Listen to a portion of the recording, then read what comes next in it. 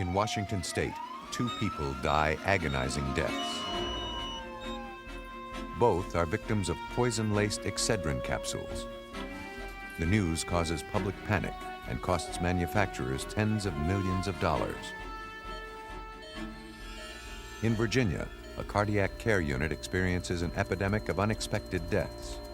Is this bad care or bad luck? Or is it something more sinister? And a man tries to murder his wife in an insurance fraud. Your emergency? I've got a medical emergency. My wife is going into some kind of convulsion. And her mouth is foaming. Poisoners are among the most elusive killers.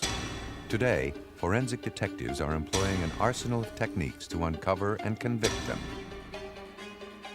Who is winning the war?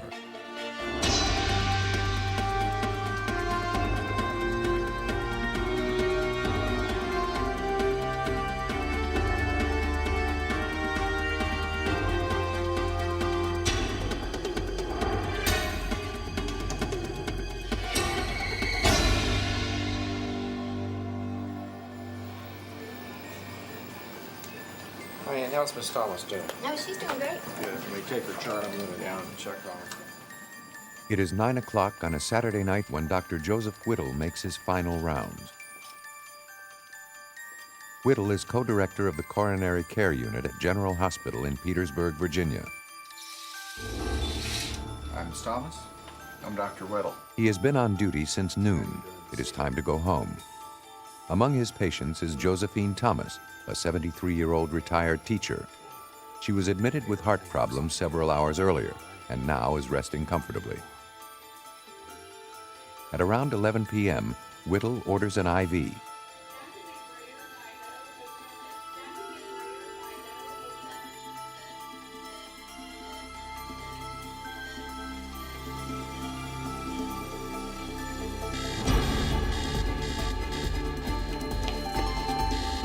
Miss Thomas? Miss Thomas? The duty nurse signals a code blue, a patient emergency, and calls in Dr. Whittle. Josephine Thomas is in crisis. It takes Whittle just 15 minutes to return. Everyone clear? Shocking? Too late. Josephine Thomas cannot be revived.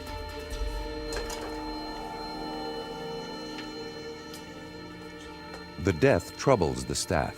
An epidemic of unexpected deaths has struck the cardiac care unit in the past few weeks. 2 nurses suspect that Josephine Thomas may not have died of natural causes. Their suspicions deepen an hour and a half later when a package of lidocaine is found to be missing. Okay, lidocaine 2 gram. No. You don't find any 2 gram? We didn't use a 2 gram. Right. Well, we should have 1 2 gram lidocaine ad. I don't have one. Lidocaine is a drug given to stabilize heartbeat. In large concentrations, it can be fatal. Whenever a death seems unusual or suspicious, medical and law enforcement personnel are required to contact the medical examiner's office. Hi, Dr. Fierro. How are you? Hello, Jim. How are Dr. you? Marcella Fierro is chief medical examiner for the state of Virginia. In her first year as an assistant medical examiner, she worked on the Petersburg case. The problem arose when it became apparent that there was, one, an increased number of deaths in the unit as compared to previous months, and secondly, that a significant number of them were occurring in the presence of or were being discovered by Leroy Hargrave. Evening, ladies. Leroy Hargrave was a 21-year-old nurse's aide whose reputation around the hospital was decidedly mixed.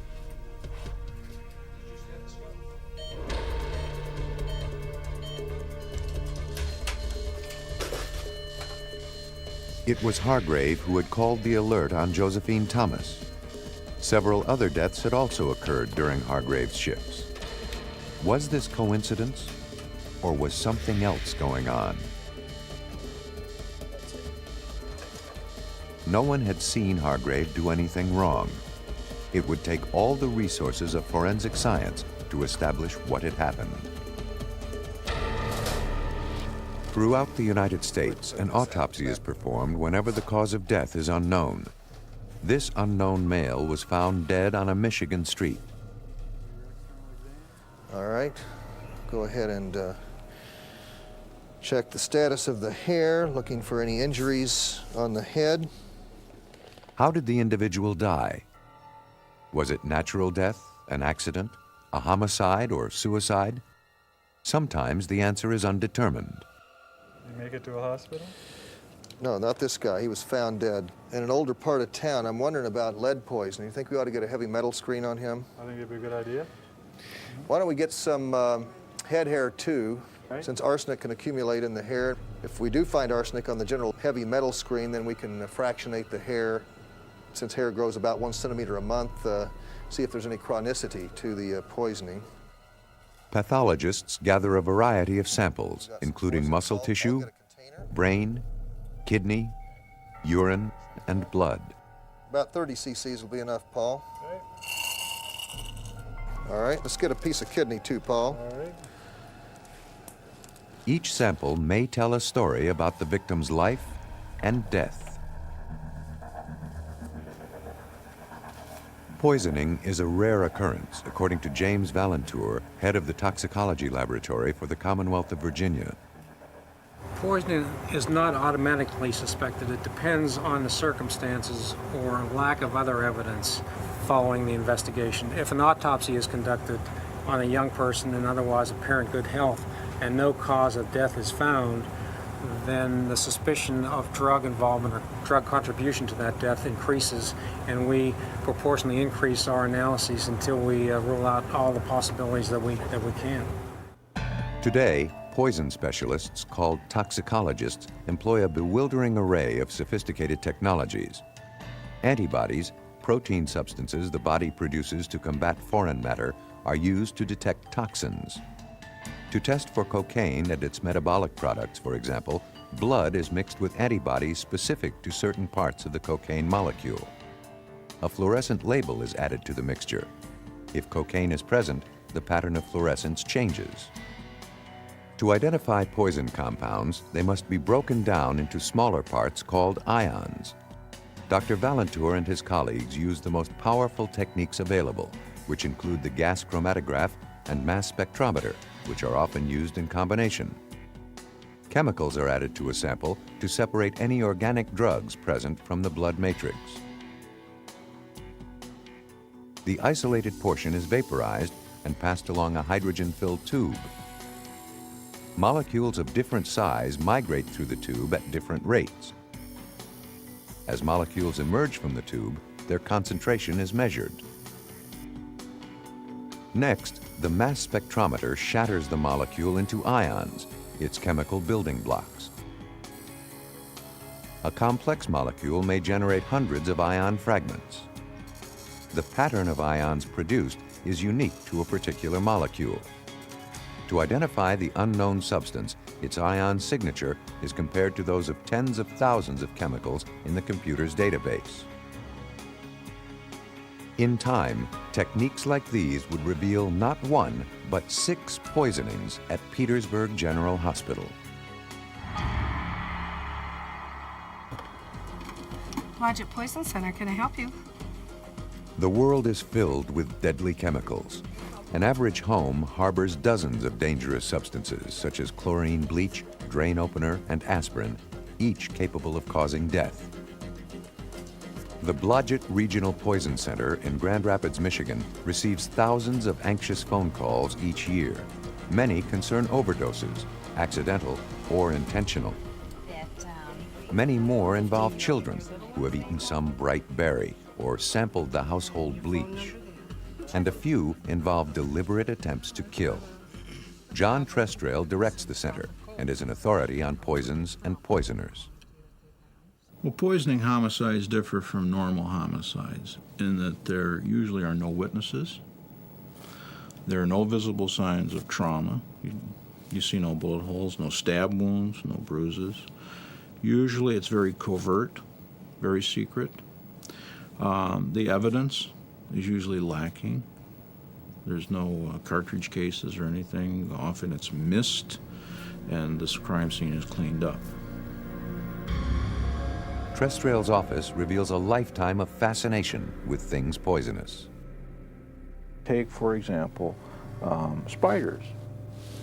We know that this small spider, compared to one big spider here, you say, well, which one's more poisonous? Well, most little kids will say, obviously, the big one. Well, the tarantula is no more worse than being stung by a bee, but the black widow is capable of killing. So size is not always associated with degree of deadliness. In Trestrail's view, mankind's knowledge of poisons is extremely ancient. In all likelihood, it goes back to making the connection between eating something and getting sick. Okay, here we have an example of what primitive man might have first associated cause and effect relationships with. Here is a mushroom called the fly agaric, common name, Amanita muscaria. And it contains chemicals that produce hallucinations and a lot of other bad garbage that go with it. But I'm sure at one time in prehistory, man looked at someone eating this and said, what he did when he ate this was it caused these symptoms. And from that they said, this mushroom contains these poisons. I have this knowledge. This knowledge led to mystery and the shadowy figures of the shamans and witch doctors and everything. So the whole history of toxicology began a couple of 100,000 years ago. It was probably the third weapon developed after the stick and the stone, the poison. The essence of poisoning is stealth. To shoot or strangle a person, the murderer must be present. Poison offers the opportunity of long-distance homicide.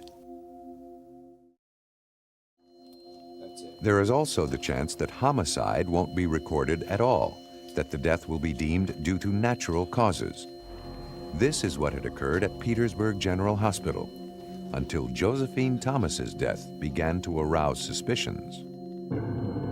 The First Lady came in and was autopsied and was found to have serious heart disease, but she also had lethal concentrations of lidocaine in her blood and in her tissues, which she should not have had because she had no order for it in her chart, nor had she been given lidocaine during her code.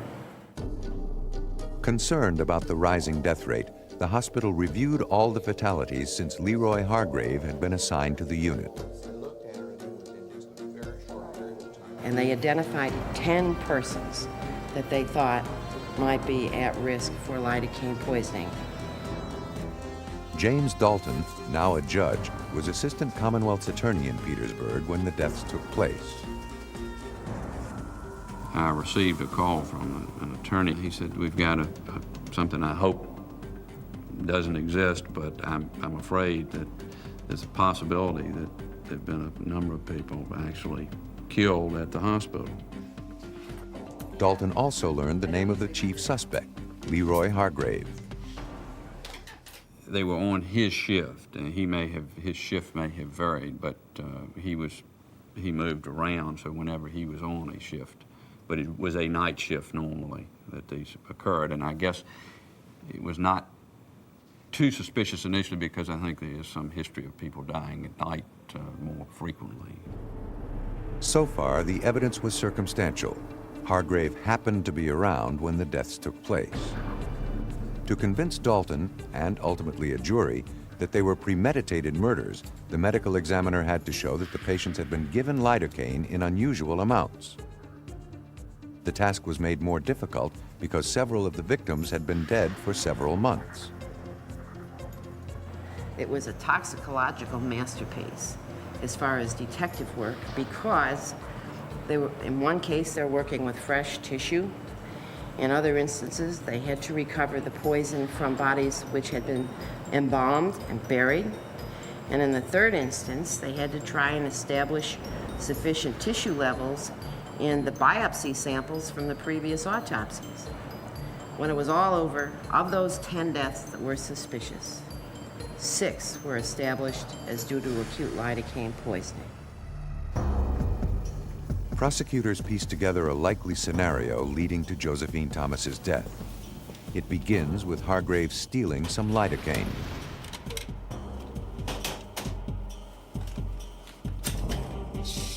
Once the cardiac care unit has settled for the night, he slips into Thomas's room unobserved.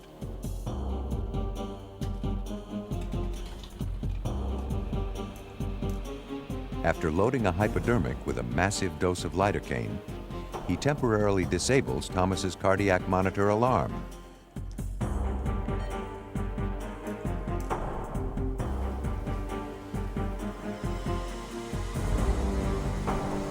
Within seconds of administering the drug, it will disrupt the rhythm of Thomas's heart, causing a fatal seizure.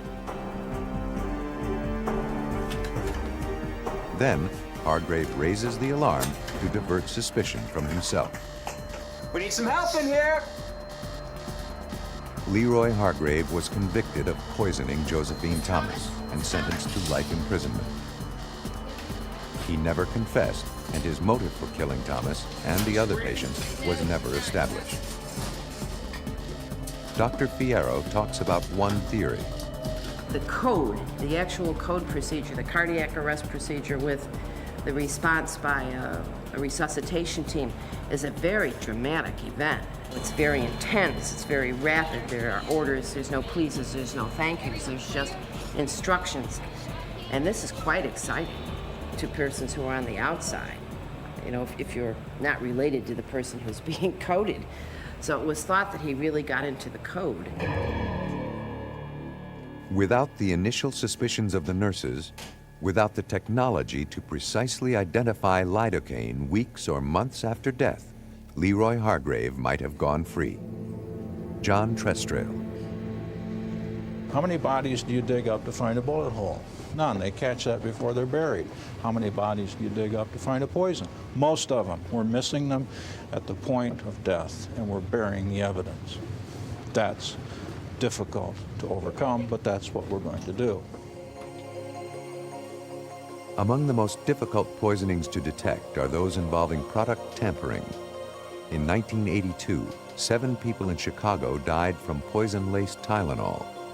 A rash of copycat crimes followed, each with its own bizarre twist.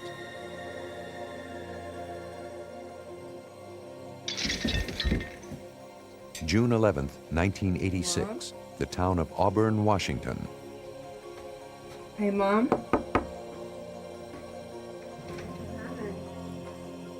15-year-old Haley Snow finds her mother collapsed in the bathroom.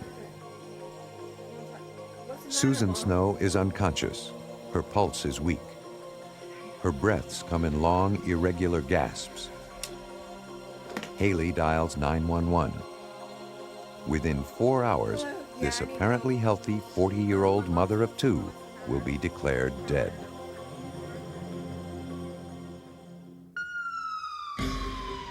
When paramedics arrive at Seattle's Harborview Medical Center, Susan Snow is comatose. Harborview is the best trauma center in the Northwest, but Snow is fading fast.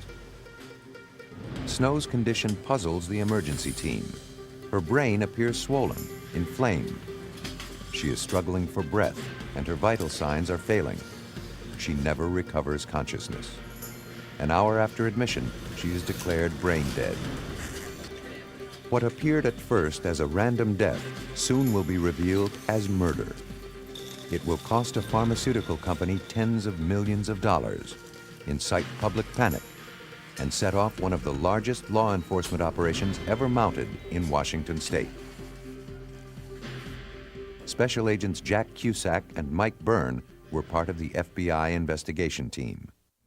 The first victim in this case was Sue Snow. She was a 40-year-old bank teller that lived in Auburn, Washington.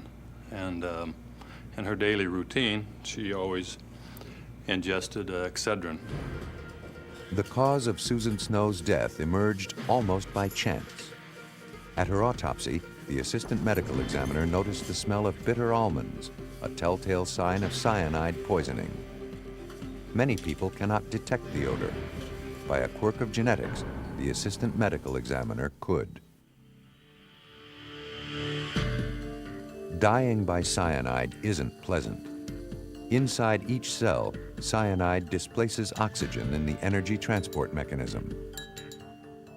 Deprived of oxygen, cells collapse. The body dies, slowly asphyxiating, bit by bit. By June 16th, the cyanide source had been identified, the bottle of extra-strength Excedrin capsules in Susan Snow's kitchen. 750,000 bottles of Excedrin were immediately recalled or withdrawn. The news made headlines all over America. Fresh in everyone's minds were the Tylenol poisonings in Chicago. How many would die this time? To catch a poisoner, it helps to get inside his or her head. John Trestrail explains how poisoners target their victims. One is type S, S meaning specific victim. That victim has a name. They know exactly who it's going to be, whether it's their spouse or whether it's a political figure or somebody.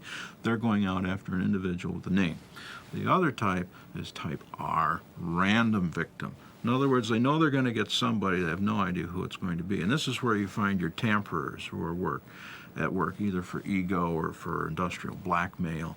And sometimes you can actually find individuals cloaked and camouflaged as random poisoners that are specific. So this gets to be a real mind game, the investigation of this kind of an offender. Susan Snow's death, it would turn out, was a random killing. She was poisoned in a cold-blooded attempt to draw attention away from the real target. On June 5th, 6 days before Susan Snow died, Bruce Nichol had suddenly collapsed at his mobile home in Kent, Washington. When paramedics arrived, they found the 52-year-old Nichol on his back, gasping for breath. His face was cherry red, his body deathly pale. The paramedics had never seen such symptoms before. Nichol's wife, Stella, told them he had been complaining of headaches. Shortly before collapsing, he had taken 2 extra-strength Excedrin capsules. Stella emphasized Excedrin over and over, the paramedics would remember later. She even retrieved the bottle from her kitchen. Evacuated to Harborview Medical Center in Seattle, Nichol died a few hours later. The autopsy recorded death from natural causes. Nichol had died from emphysema. Strangely enough, Stella Nichol was also making a few additional calls on her own. She called her doctor, "Are you sure this is what he died of?" She called the paramedics. It could have been anything else. Are you sure that he died of natural causes? She wasn't quite that obvious, but she did make these telephone calls. Stella called again after news of Susan Snow's poisoning appeared. The lot number of Snow's Excedrin matched the capsules Bruce had taken. Tests quickly proved that Nichol's capsules were laced with cyanide. Nichol's body had been buried, but a vial of his blood remained. It too was tested. Again, cyanide. Across the state, shelves were cleared of Excedrin. But of the thousands of bottles screened, only 5 were found to contain cyanide. A little quirky thing about that was Stella had 2 of the bottles.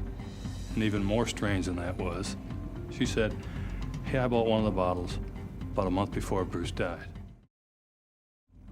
And I bought the second bottle a little more than a week before he died."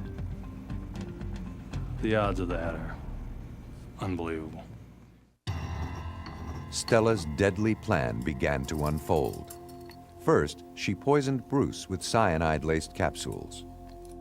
Then, to make his death appear a random killing, she placed more contaminated capsules on drugstore shelves. Investigators began searching for a motive. They soon found one: insurance fraud.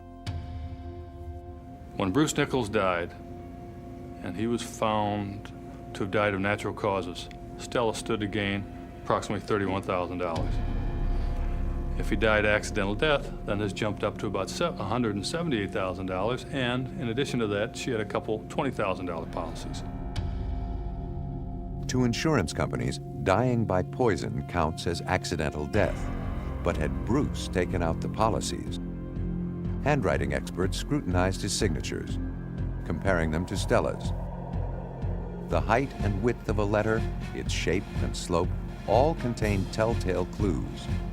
So does the fluidity, the flow and rhythm of the writing, which is very hard to fake. Bruce had not signed the documents. Stella had.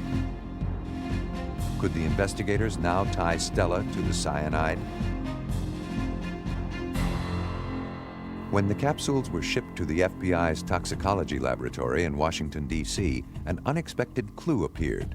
The white powder was contaminated with tiny green specks. The specks were 99% sodium chloride, ordinary table salt. Bulking out products with salt is a common manufacturing practice. But what of the remaining 1%? Laboratory analysis revealed 4 separate chemicals. 2 were used almost exclusively in preparations called algicides. One commercial product contained all 4 of the chemicals. It came in the form of tablets, which were bright green. The laboratory called us back and said, "We have positively identified those green crystals as a product known as algae destroyer. It's an algicide used in fish tanks by fish fanciers." And that really rang a bell for us, because from the first time any of our agents went in Stella's residence, it was obvious she was a fish fancier. She had fish aquariums all around the front room. The cyanide had led to algae destroyer. Would algae destroyer now lead to Stella? Agents combed pet stores all over Seattle. Someone might remember Stella and the kind of algicide she preferred. The search ended at a store not far from where Stella lived. It stocked algae destroyer, and the manager recognized a photograph of the woman who frequently bought it there. It was Stella Nichol.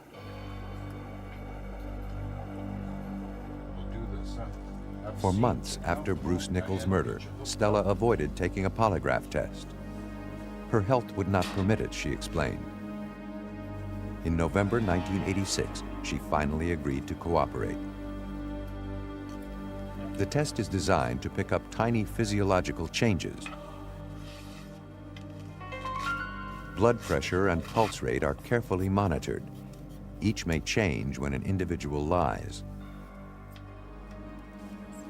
Forensic detectives use the polygraph to eliminate innocent individuals from their suspect list. That was not to be Stella's fate.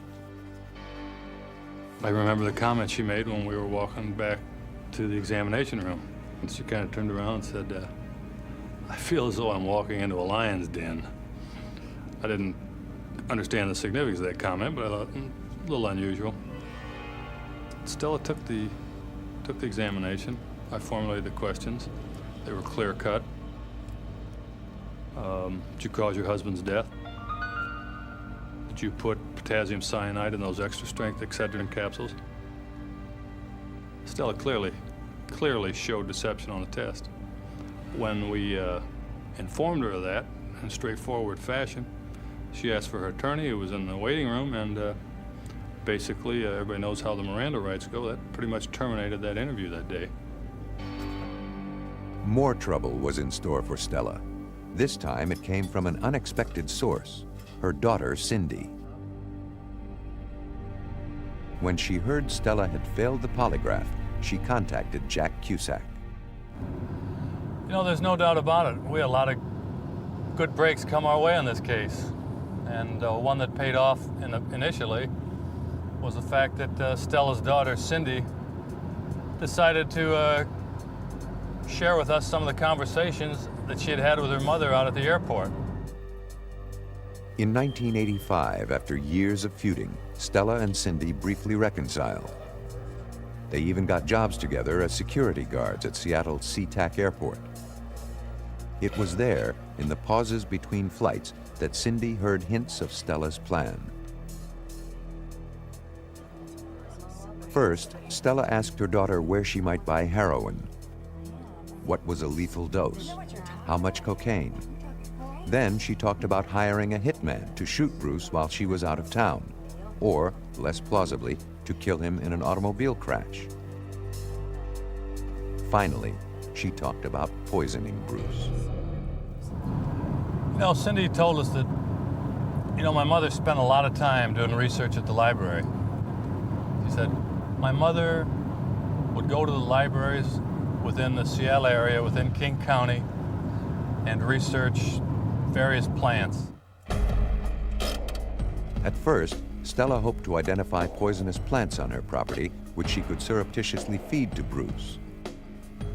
To check out Cindy's story, the FBI sent teams of agents to every library in South Kent County. It was a monumental task. They were searching for a book, any book, that would tie Stella to poison. Boxes of books were sent back to the FBI laboratory in Washington, D.C. There, a team of examiners scrutinized them for Stella's fingerprints. We're kind of part of the human behavior aspect of the case, and that's, in a lot of ways, that's pretty interesting. You're in on the interviews, you're kind of putting the pieces of the puzzle together. A lot of the unsung heroes in this is the poor guy back in the FBI laboratory that gets half a truckload of books and a set of fingerprints and said, find him in there, and he spends months and months, and all of a sudden calls us up one day and says, hey, in this one book, of the multitude of books you sent me, I found 104 of Stella's fingertips in there, and I found 3 palm prints. Well, you can imagine when we're on the receiving end of a telephone call like that. The circle was closing on Stella. Special Agent Mike Byrne. So now we have library books that we went out, came up with her latent prints on library books where she actually researched cyanide. We had the insurance where she forged Bruce's signature, and now we had the algae destroy product that she actually purchased. On May 9th, 1988, Stella Nickell was found guilty of murdering Bruce Nickell and Susan Snow. She was sentenced to life imprisonment without parole. She never buckled. When Jack had a chance to interview her, said you failed the polygraph examination, it was just a stone face. And she never buckled. Even to this day, she's never said anything. No one saw Stella poison Bruce. She never even met Susan Snow. Still, she refuses to face her guilt. Denial may be a characteristic of poisoners. According to John Trestrail, imagination is another. We also find that poisoners are very intelligent, certainly more so than the typical brute-like clubbing of an individual as a sophistication of the weapon's delivery. We find they're very artistic. By artistic, I don't mean they paint pretty pictures, but I mean that they can design almost something like a play. Investigators believe Joe Mealing adopted Stella Nickell's scenario when he read about her story in Reader's Digest. The case begins on February 2nd, 1991, in Tumwater, Washington, 50 miles southwest of Stella Nickell's home. One evening, as the Mealings are preparing for bed, Joe reminds his wife Jennifer to take a Sudafed. Jennifer's snoring disturbs him, he claims. She must be congested. Jennifer does not feel congested, but under Joe's continued pressure, she agrees. A week earlier, Joe had purchased some Sudafed capsules. But why Sudafed, which they have never used, and why capsules? After Stella Nickell, Jennifer is wary of using them.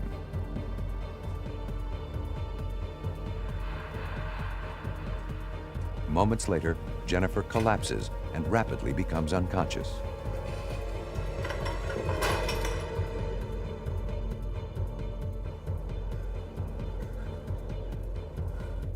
Special Agent Tom Turgeson was involved with the FBI investigation. What happens when someone is poisoned by sodium cyanide, was perhaps best described by Joe Mealing himself when he called the 911 operator and described to the operator what was happening to his wife. My wife is going into some kind of convulsion. Second Avenue South. Yes, 1111, 2nd Avenue South, number 2. Has she ever had a No, seizure she's never before? had a problem before. How Never. old is she? She's 29, 28. She called me from the other room, and her mouth is foaming. Take a deep breath. You need to be calm for your wife, okay? Yes, I'm calm. Okay. Does she use drugs or on any medication of any kind? She just took a Sudafed. It was fast, it was swift, and she was in agony. Rushed to the emergency room, Jennifer is in a coma. The staff struggles to save her life, treating Jennifer for diabetic ketoacidosis, elevated acid and blood sugar levels. In the midst of it all, Joe Mealing makes a curious suggestion to the physician in charge. Have you considered poison, cyanide in particular? Miraculously, Jennifer recovers. She tells the emergency room doctor that she had taken Sudafed at her husband's insistence. The doctor alerts the police and orders a cyanide test. Next day, his suspicions are confirmed. There is cyanide in Jennifer's blood. Without Joe Mealing's comments about cyanide, Jennifer Mealing's poisoning might have been overlooked, just as Bruce Nichols' poisoning initially was missed. But why don't toxicology laboratories routinely screen for cyanide? Washington State toxicologist Dr. Barry Logan. It's relatively uncommon to uncover an unsuspected poisoning. Usually if an investigation has been done properly by the investigator's office, by the coroner's office, we have information up front about what the circumstances are surrounding the death, so we know whether it's likely to be a poisoning or not. Dozens of compounds show up on routine drug screening tests. Cyanide does not. And there is a further complication. Prior tests for cyanide have taken a long time to do, and it's been difficult to generate the results in a way in which the information can be used effectively by the investigators. Before 1991, detecting cyanide involved a multi-step test which took at least a day to complete. Every sample of tissue or blood had to be tested separately.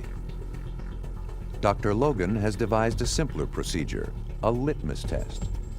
Chemicals are added to a sample generating hydrogen cyanide gas, if cyanide is present. At the same time, the litmus strip, paper impregnated with a complex of chemicals, is added to the tube. If hydrogen cyanide has been produced, the strip turns purple. The degree of coloration is a rough guide to how much cyanide the sample contains. The test that we currently use in this lab to screen for the presence of cyanide is very easy to do. We can do a large number of screens in a short period of time, which is a big advantage. Within days of Jennifer Mealing's near poisoning, Dr. Logan had the opportunity to try out his new tests. On February 11th and February 18th, there were 2 mysterious deaths. Both fell within Logan's jurisdiction. We conducted our full drug screen on the sample and found the presence of therapeutic levels of a compound called pseudoephedrine, which is the major component of Sudafed. That in itself wasn't particularly remarkable, but at the pathologist's request, we also did a test for cyanide. The cyanide test came back strongly positive, a level that indicated almost certainly the cause of death as being cyanide poisoning. On March 1st, a pattern finally emerged. 3 cyanide poisonings, 2 deaths. All 3 victims had taken Sudafed. Next day, Sudafed was withdrawn, and the FBI was called in. Before we've actually focused on Joe, because that's one of the things we look at are the victim families. But Joe made several comments that he is the primary suspect and that he's too smart to ever be caught, and he certainly wouldn't be caught by the FBI. But Joe Mealing underestimated the agent's tenacity and the FBI's resources. FBI agents carefully examined the backing of the Sudafed packages in the hopes of finding some evidence of tampering. They found that on untampered packages, the foil breaks when the pill is pushed through the back, leaving a jagged edge. But on the tampered packages, the break in the foil was smooth. Mealing had removed the capsules with a razor, carefully slicing them from the package so he could replace them later. Throughout the investigation, we tried to learn about nearly every aspect of Joe Mealing's life. We tried to reconstruct everything that he did for a fairly extensive time period, geographically place him into the areas of the crime scenes, to find out what's making him tick, try to find the motive, how does he operate. We want to know everything about Joe Mealing. Joe and Jennifer married in 1986. From the beginning, they had quarreled, mostly about money. Jennifer took multiple jobs to make ends meet. Joe indulged his hobbies: photography, computer, and theatrical makeup. But in the days before her poisoning, Jennifer later admitted, Joe's normal behavior had changed. 5 days before her collapse, Joe bought the Sudafed capsules, which neither of them had used before. When Jennifer returned home, she found Joe polishing his gram scale. Why now? He had not used it in 18 months. Stranger still, Joe was wearing latex gloves. He never cleaned the kitchen. It wasn't his job. Finally, there was the matter of the insurance policy. Joe caught Jennifer on the way to work one day and asked her to sign what she thought was a small life insurance policy for only $30,000. He knew exactly what he was doing. He asked her to sign it. When she was in a hurry, on the way out the door, she signs, and now he has a total of $700,000 on her life. Catching poisoners is rarely quick or easy. Despite the forensic detective's arsenal of sophisticated scientific techniques, often the most important element of a successful investigation is sheer doggedness. The FBI Evidence Response Team begins by meticulously examining a crime scene. Agents don special clothing, not to protect themselves, but to safeguard the evidence. With today's ultra-sensitive techniques, a single drop of blood or saliva, a strand of hair or scraping of skin may seal the conviction of a criminal. Careful record keeping is vital. Where each item was found, when and by whom must be documented if the evidence is to stand up in court. FBI headquarters in Washington receives so many items of evidence for testing each day, it has been given its own zip code. Fingerprints still remain among the most important clues. The FBI has more than 200 million on file. There are dozens of ways to develop otherwise invisible prints, latent prints. One of the most effective is with the vapor of superglue, which adheres to the print and raises it to the surface. In the Sudafed poisoning case, Agent Turgison and his colleagues fingerprinted every piece of evidence that might implicate Joe Mealing. 6 contaminated bottles were eventually retrieved, but Joe's fingerprints could not be found. Dozens of library books were examined, again without success. Perhaps Joe remembered that fingerprints helped catch Stella Nickel, and so he wore rubber gloves. FBI agents mapped the locations where the tampered packs were found. Joe told the FBI he bought Sudafed from a store near his house. Other tampered packages turned up in a store in the Lacey area near Joe's work. But 4 stores in Tacoma also had tampered product. Special Agent Tom Turgison. The red dots indicate places where we could place Joe Mealing through physical evidence, through receipts, through witnesses, and other methods. Place him in one store, for instance, and in other areas around the time frame of the tamperings and in the immediate surroundings of those stores. Joe's link to the 2 stores near his home and work were evident enough. But what of the 4 stores in Tacoma? We found out that Joe would frequent the stripper bars and talk to the strippers and seemingly just relate his problems to them. We found several of the dancers from topless dance clubs who recognized Joe Mealing, who testified against him at the trial, who placed him up here at certain dates and times. Some of them said he was a regular frequenter of the establishments, and they easily recognized him. The investigators had tied Joe to the tampered Sudafed packages. Could they now tie him to the cyanide? As the major suspect, the FBI tapped Joe's telephone early on in the investigation. One day, they heard him describe in vivid detail a building he had once visited. From the description, FBI agents identified it as the Emerald City Chemical Company in Kent, Washington. Among other things, Emerald City Chemicals sells cyanide. When investigators examined the poison register for the day Joe had visited the area, they could not find his signature. A Richard P. Johnson had bought cyanide that day. It was all the FBI required. As in the Stella Nickel case, handwriting analysis proved decisive. Despite Joe Mealing's attempt to disguise his handwriting, there are clear similarities between Richard P. Johnson's signature and Joe's own. Consider the formation of the J, for example, the shape of the O, and the way the letters sit upon the line. The person who signed the poison register was Joe. It was determined that Joe Mealing purchased 1 pound of sodium cyanide on January 11th. A pound similar to this container, which is a representative container of sodium cyanide in the amount of 1 pound. That's a lot of poison, considering a pill the size of a Sudafed capsule killed 2 people and injured 1 other. One last point puzzled the investigators. When the clerk at the chemical store was shown a photograph of Joe Mealing, he failed to recognize him.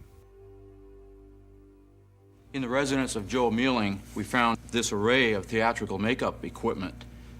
Experts in theatrical makeup testified at his trial and determined on the witness stand that there is the equipment here available to make someone up to be unrecognizable as to their true identity. We found a photograph of a person who looks elderly, graying hair, wrinkled face, and it's a friend of Joe Mealing in his late 20s, early 30s. It had taken 18 months of exhaustive investigation, but by August 1992, the FBI case against Joe Mealing was complete. Shortly before Jennifer's poisoning, he prepared 6 packages of Sudafed. In each, he replaced the Sudafed with capsules filled with lethal doses of cyanide. 5 packets he returned to drugstore shelves. 1 remained at home, to kill Jennifer. Joe Mealing was indicted on 2 counts of murder and the attempted murder of Jennifer Mealing. He is now serving life imprisonment. Among evidence discovered at Joe's home, agents found one last item of note, an outline for a screenplay about the poisoning of Jennifer.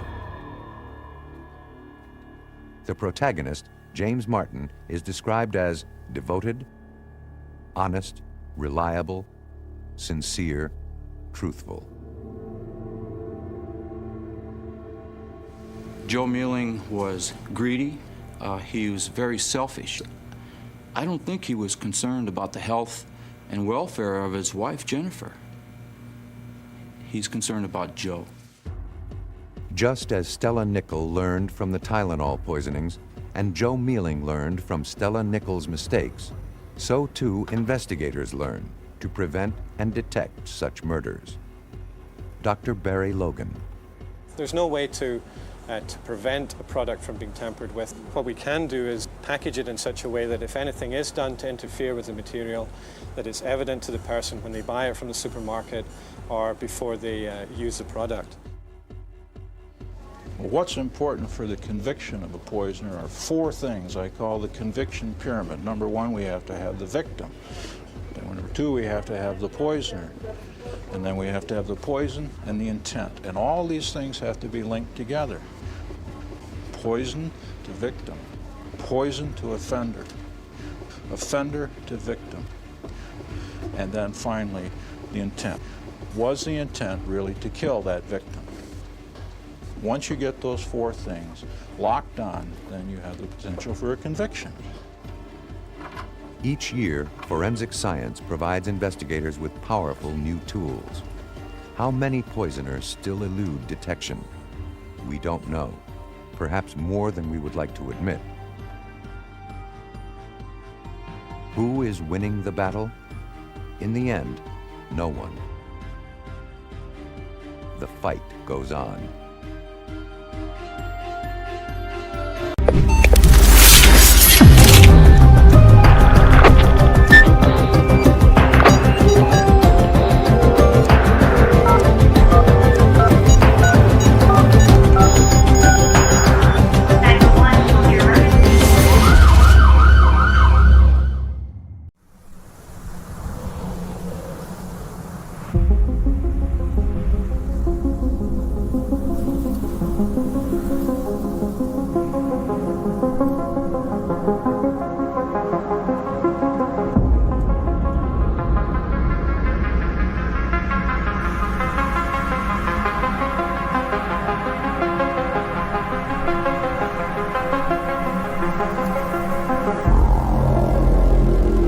A citizen was driving on Elm and Highway 2, where he saw smoke coming from the house. Local fire department responded in their engine. They arrived on scene.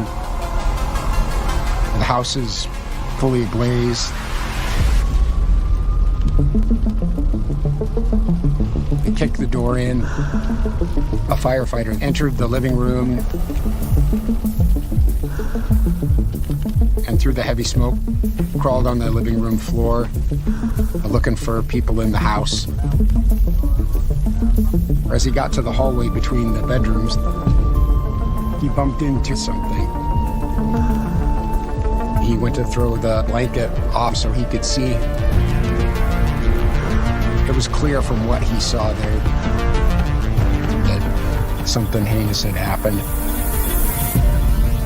And he came out to me and took me aside and said, "It looks really weird in there." Yeah, it was a gruesome scene.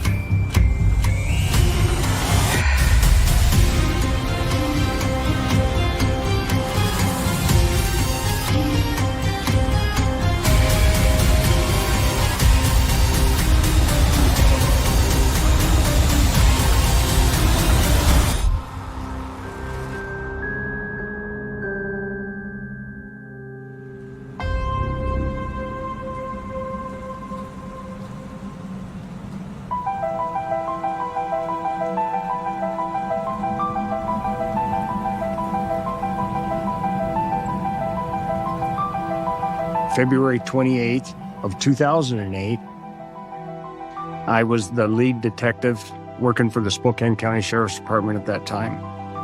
I got a call at home about 5:30 in the morning calling me out to an incident that happened on Elm Street. It was completely unusual. So I wasn't really entirely sure what to expect. This was my probably 5th month as a homicide detective. I was really new. So it was daunting.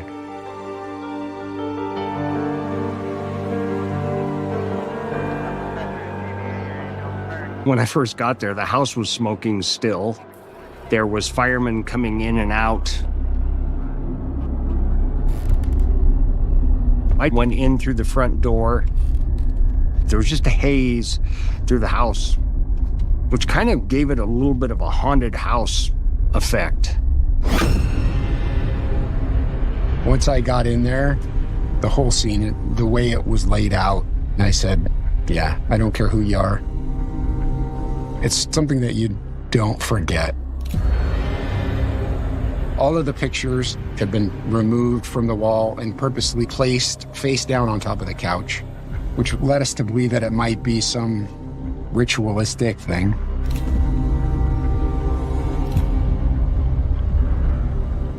There was blood everywhere in the hallway, bloodstains all over the wall. It was impossible to get into the hallway without stepping in some form of blood pool. Once I came around the corner, I saw the body of a male there, partially covered still with a blanket, with a big, huge sword sticking out of him. I have seen cases of knives and swords even, but I don't know that I've ever seen a broadsword like that. It was pretty big piece of work. He was laying on top of a guitar in the hallway. He was covered in blood. The blood was all dried out from the fire. Clearly visible to me at the time was a huge incised wound to the side of the head right here, and a huge incised wound right to the side of the neck. I wasn't sure the sword was the murder weapon, but it was clearly some kind of sharp implement, like a knife.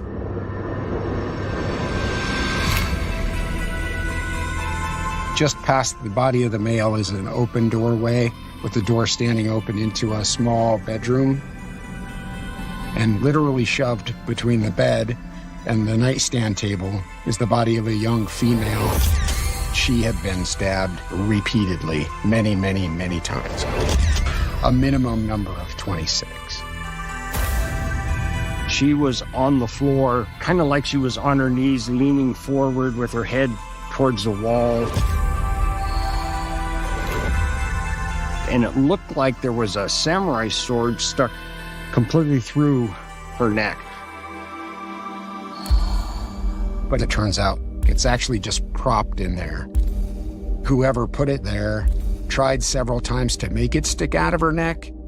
It was disturbing that somebody would brutalize them so badly, but part of me thought it was just look at me, look what I did. Look what I can do. It just seemed violent and unnecessary and excessive and just plain mean. And I felt really bad for her. Who might have been capable of committing such a crime? It seemed at once both personal in that they knew them and totally antisocial. They knew them, but they just didn't give a So I had become fairly proficient at compartmentalizing. I don't connect myself to what happened there because I wouldn't be able to do my job. People don't call the police because they want to come and cry with them. That's not why I'm there. I've got a job to do. Number one, try to do an identification of the bodies because we didn't know who they were.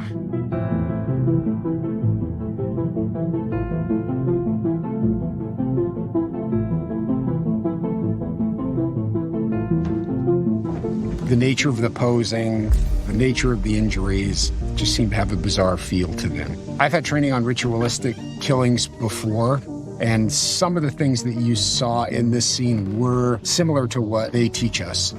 Just actions for action's sake. No purpose behind them other than to just gratify the doer. The supervisor of the forensic unit came out and said, "Boy, we have gold." I said, "Oh, do tell." She said, "There is a bloody fingerprint on the inside of the back door." I said, "I want to find whose print that is." That leads me to a suspect. That is what we call a clue. We're just going to take the whole door down to the forensic unit for fingerprint processing to swab the blood samples and all of that stuff that we needed to do to process that door. We're going to do it right away. So as we finished examining the scene in the house, the homeowner showed up. Lori, she's standing out front of the house that's clearly burnt. She was clearly upset. So I ran up, and I think my daughter was there. And we ran up to the line. It was creepy, it was eerie. There was cops everywhere. One of the detectives came over and asked to talk to my mom. It was just so weird, like it was such a weird thing to hear. He said, "Did you have any weapons in the house? Do you own any knives and swords?" I go, "Why?" He said, "Well, we just need to know." I go, "Well, yeah, my other son kind of collects them. He's got a display on his wall." And he goes, "Okay." And they left.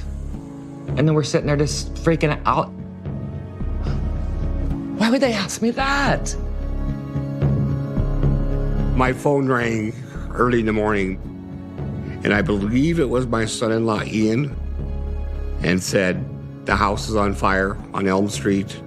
You need to come now."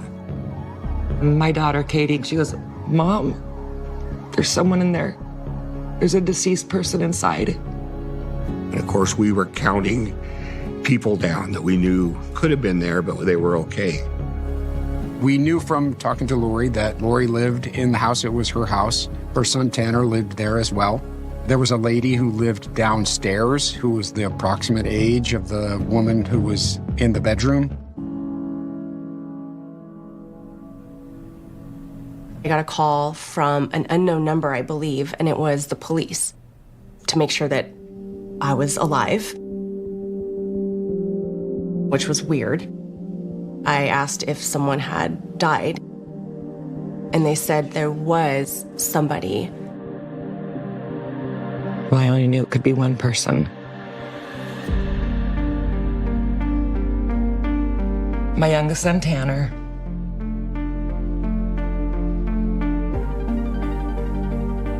I'm standing like 5 feet behind my mom,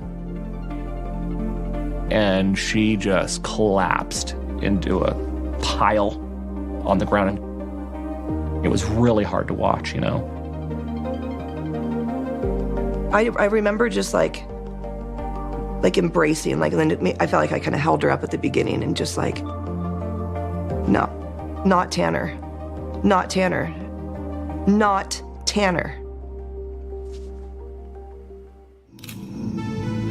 I could not make sense of it. That shift from like harmony and happiness to horror was such a dramatic, I couldn't register it. When they were asking us, did he have any enemies? We were like, he doesn't have an enemy.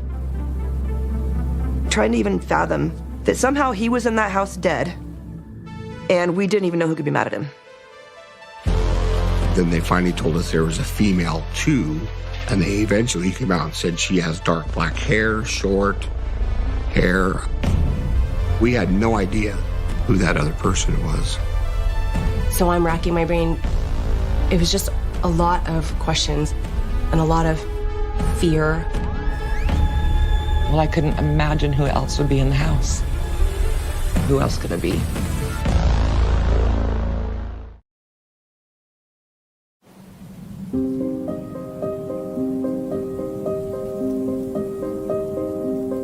Spokane is located on the eastern part of the state of Washington. Spokane City is the largest metropolitan area really on this side of the state, this side of the Cascade Mountains. It's pretty, but we have our fair share of serial killers. So we've had lots of those over time. Green River Killer in Seattle. Yates here. And several others.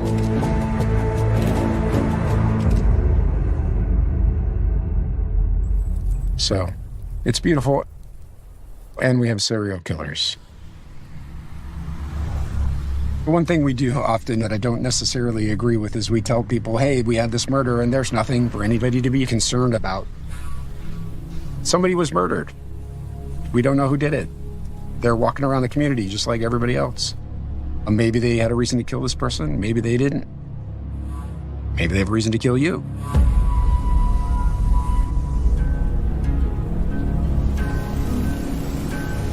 The part of the whole experience that was the worst for me was the police officer saying, nonchalantly, mind you, you're gonna have people coming in here like knowing it's a murder scene, like kids, and they're gonna rummage through stuff and be like, oh, cool. You better board the house up and take anything out of there that you want. And here's a card for the cleanup crew, because they don't clean anything in the house. The violence that was there is untouched. It's a Halloween murder show scene in there. So we came back to the crime scene as it was getting dark. There was no power in the house.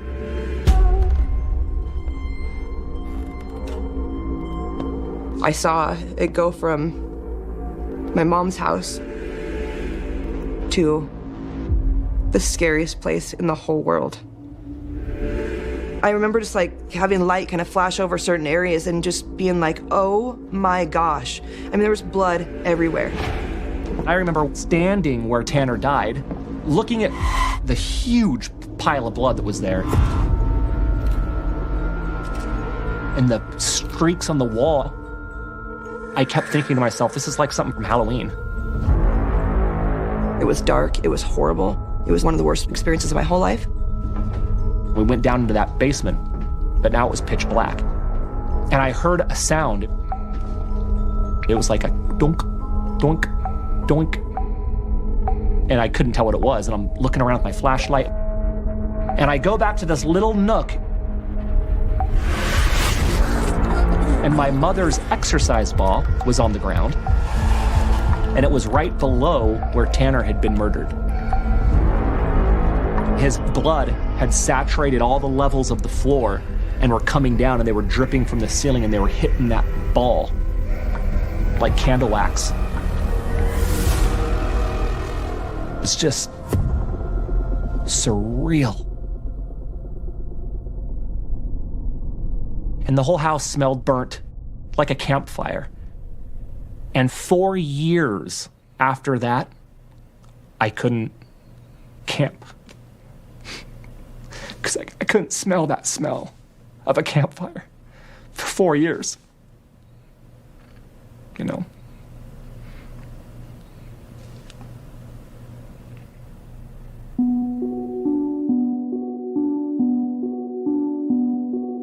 Tanner was our youngest child.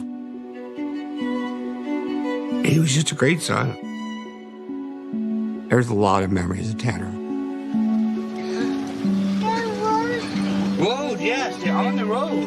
He's steering right now. No. We were coming out of my parents' driveway where I was raised out in the country, and he always wanted to get on my lap when we would drive that big Suburban. Straight ahead now. See the road? You gotta just hold it still. Go straight ahead. And I said, okay, Tanner. He was only like 2.5 or something. Hands, watch the road. Yeah, watch that road. The funniest part was how the brothers and sisters were reacting in the back seat. No, I think... Drive us on the bridge. Katie especially, she was just kind of freaking out, you know. But a little bit of concern there from our girl. Priceless watching that every time.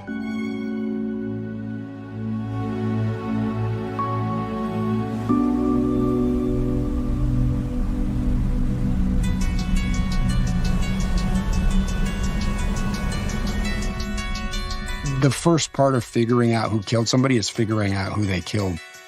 But we still had no idea who the young girl was. When we searched the bedroom near the body of the female, we found a credit card with a name on it. For a lady who was roughly the same physical makeup as the girl who was deceased. I wanted to know if she was the unidentified victim. I also could tell that whoever committed both crimes had more violent tendencies to the female.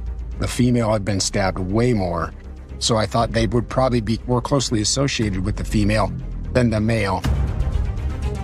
So we had a name of somebody, and we started following that up. That's a lead. Lori wasn't able to give us any information on who the female might be, and she didn't know the person whose card was on the table. She'd never heard of that lady either. In the process of trying to find the lady whose name was on the card, we ended up calling some numbers and spoke to a guy who identified himself as her husband.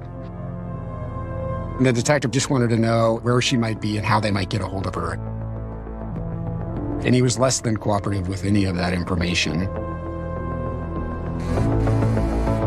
He said that he was a long-haul trucker and he was driving across the state, and they'd been having some marital issues. He wouldn't confirm any information about her. And then he hung up on the investigators. That was weird.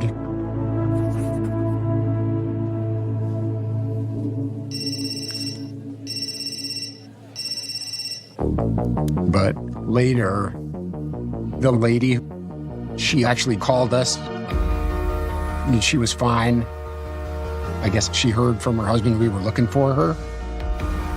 She didn't know anybody at the house. She has no idea how her card ended up there. So we could rule her out as the decedent and consequently her husband out as the suspect. As to who this girl was, just from physical appearance alone, she was quite disfigured, so it's hard to say for sure. She didn't have fingerprints on file, so we couldn't identify her with fingerprints, which is generally how we do it. We needed to find out who this person was pretty quickly. It was clear from what we saw that that person was likely going to reoffend. I did have to question, is this a serial killer? Is this somebody that I need to be afraid of? Is he still out? Is he going to come after me because I didn't come home? Or come after Lori? Because we were the survivors.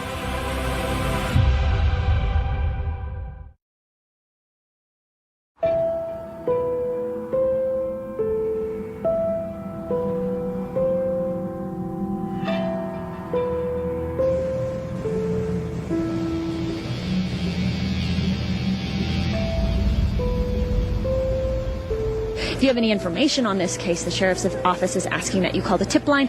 That number, of course, 242-TIPS. At the time, we're so overwhelmed with losing our son to such a horrific thing that I don't know if we even thought about what the community was thinking.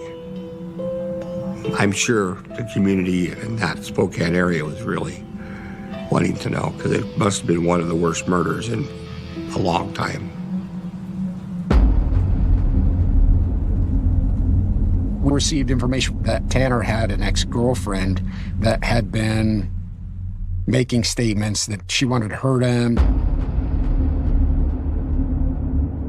Tanner had this girl in his life that he was really close with at that time in his life.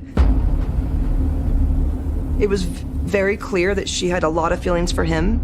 I know it wasn't reciprocated because he told me himself. It would have been consistent with what we saw, that if it were a crime of passion, that she could have done it. We knew that they had known each other. We knew she had access to the place, and she'd made threats. So it fit a lot of the different aspects of the case. If I had to pick one person, just something toxic, like if I can't have you, no one can't, one of those scenarios, she fit the bill. Yes, I completely was able to see that scenario.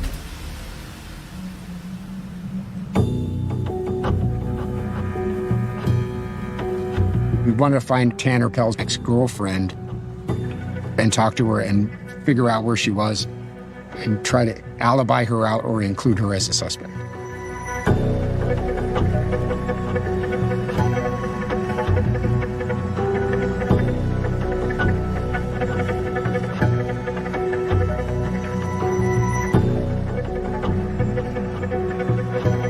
On February 26th, I came home.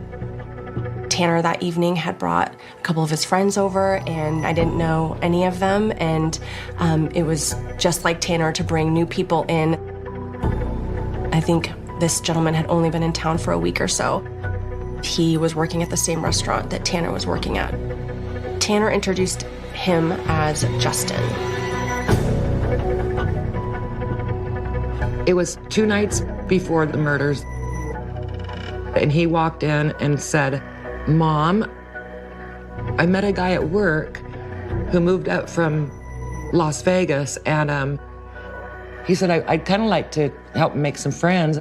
And I felt okay about it because I couldn't imagine, I'd never met one of his friends I just didn't fall in love with that didn't end up calling me Mama Lori. And so I did give the police Justin's name very early on. And that's only because I didn't know him well enough, because everyone else Tanner had brought around, we had seen several times. So he ended up calling us and saying, "Hey, I'm here. You guys want to talk to me?" So they drove right up there to talk to him.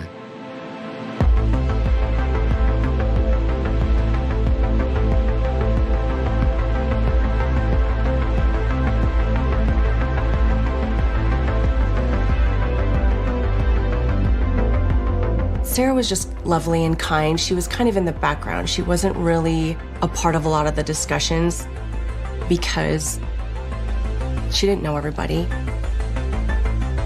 I also understood her relationship with Justin to be just very casually dating. I didn't have any impression that there was anything serious or anything like that happening.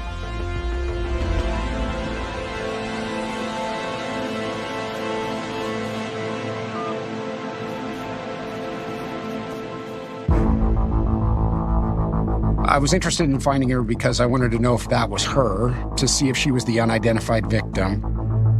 Well, it could be, it might not be. But at a bare minimum, that person has some questions to answer. I thought perhaps if that's who that was, that the person who did the murder might be more associated with her than with Tanner.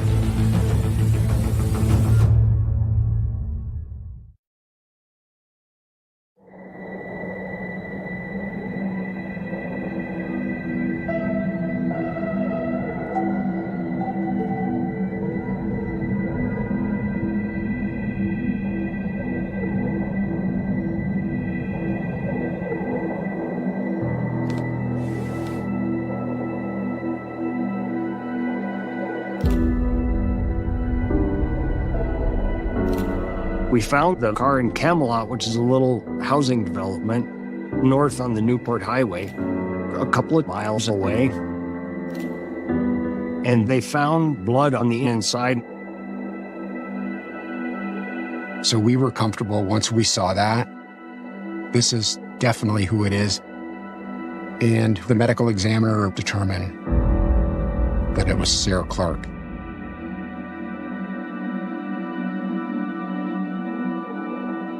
If people could know just the travail that's going on in my house right now, it's just incomprehensible.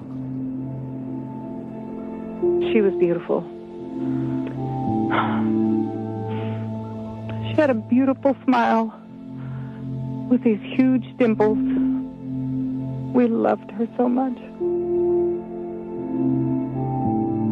It was horrible. Felt so sad for Sarah's family.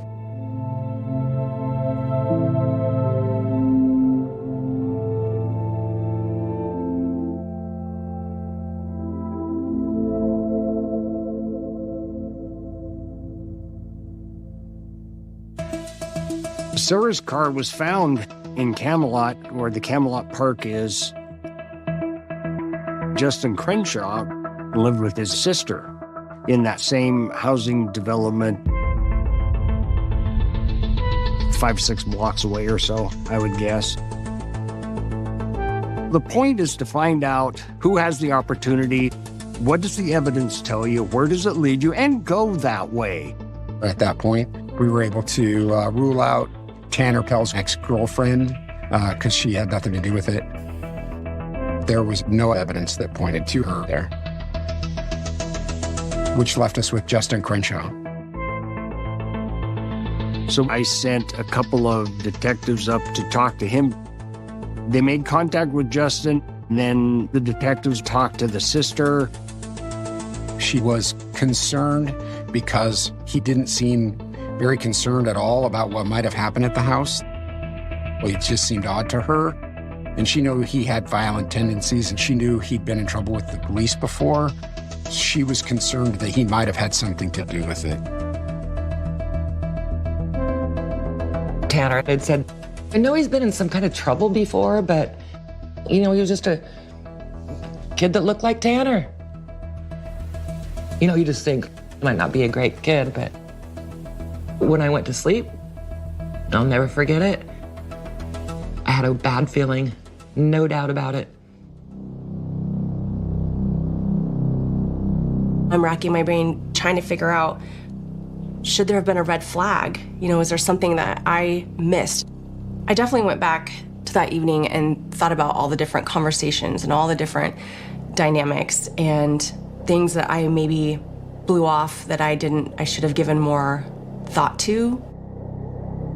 Like when Justin was telling me about his gunshot wound, or that he was not going to take any of his organs with him when he died. Just sort of those weird things. Running his history, you could see that he'd been arrested in Las Vegas. He had stabbed a guy or cut a guy or something when he was younger. So we contacted Las Vegas. As it turns out, he had prints on file, and they in fact did fax a set of prints up to us. But they did not compare to the one we had on the back door.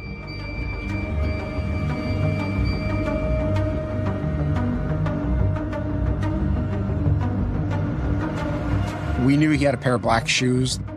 Justin's family all described that he was wearing black shoes when he left. He had a pair of black Nikes. But he said, I don't have any black Nikes.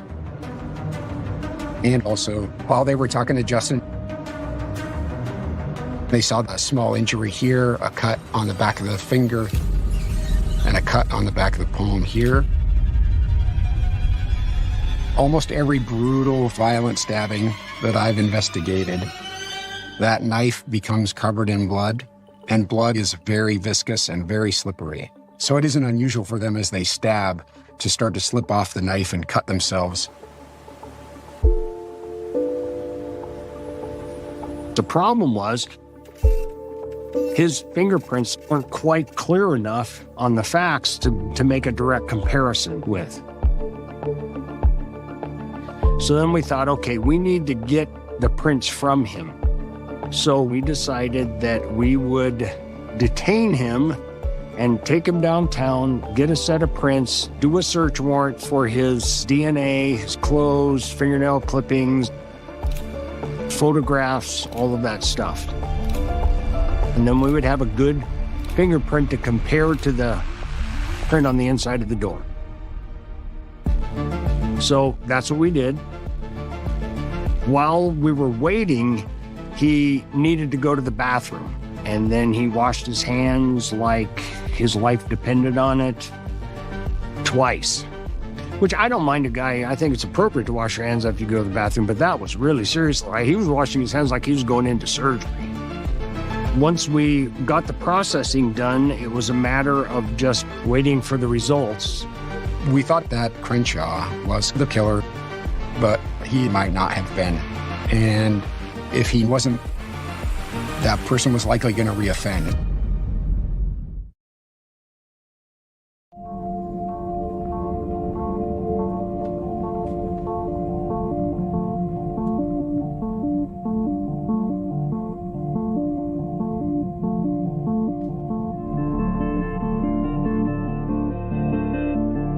We got the results back from the forensic unit supervisor, and she said that bloody fingerprint is Justin's left little finger.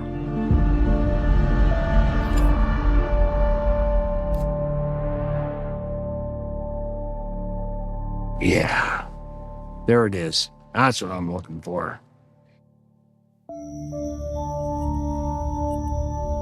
I told him, "You're under arrest for the first-degree murder of Tanner Appel and Sarah Clark." I found it powerful to use their names. He was the scariest guy I've ever been in a room with, and I've known lots of psychopaths. He was matter of fact, and I had seen what he had done, so it was a relief to be able to tell him he was under arrest. The truth is, though, that when we got the fingerprint match, what we got was enough to arrest him for it. That's when the work starts.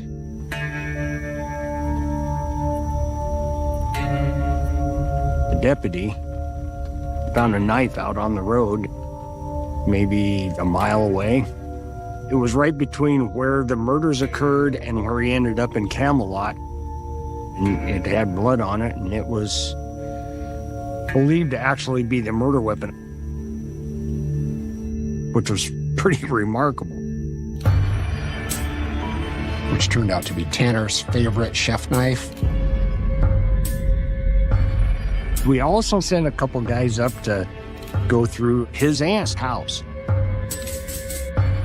looking for where the black Nike shoes were, which we found. He said, "I don't have any black Nikes," because it turns out they were covered in blood.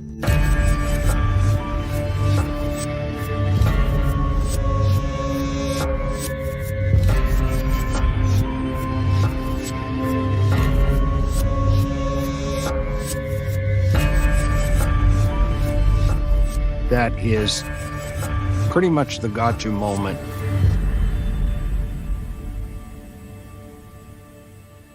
Good evening. He's been in Spokane for just 2 weeks. But tonight, Justin Crenshaw is in jail accused of killing 2 people in North Spokane. Both victims had apparently been killed with a cutting instrument. Justin Crenshaw had little to no response as the judge read the graphic details of the accusations against him. The judge gave Crenshaw 4 chances to speak. He declined. No, thank you. I don't want to take anything away from any of the families.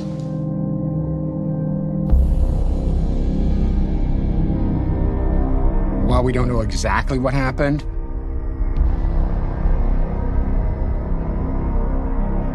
it appears that Justin Crenshaw was alone in the bedroom with Sarah Clark, and some argument broke out in there.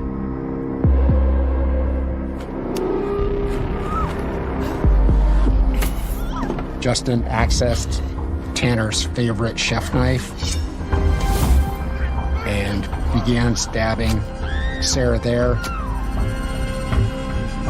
Tanner, who was most likely playing guitar, heard the commotion and came to the bedroom to assist, at which point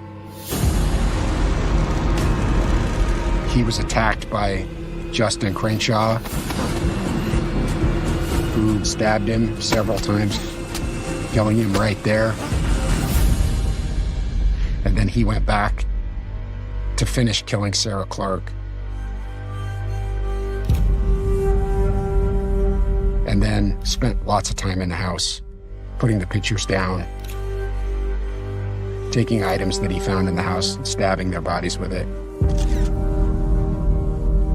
Doing things that made no sense except just to be brutal and just to enjoy himself simply for gratification. And trying to burn the house down because he knew there was lots of evidence that pointed to him there. When I talked to him about what I had seen him do, he was as casual as talking about football. He'd basically cut the head off his girlfriend and killed his best friend and then stuck stuff in him for no reason other than to be cruel, and didn't give a shit. He will kill you and not even care.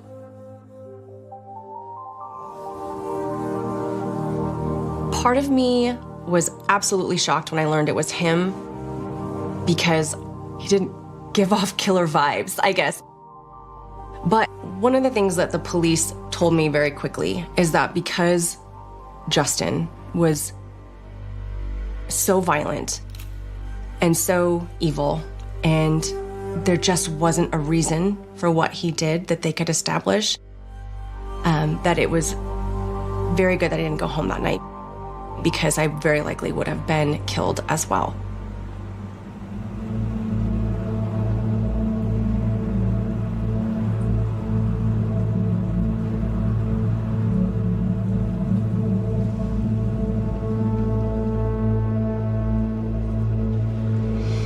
We didn't see him officially until the trial. Being in that courtroom with him and you're so close, I hated seeing him. He was smirking a lot, like often those kind of people do.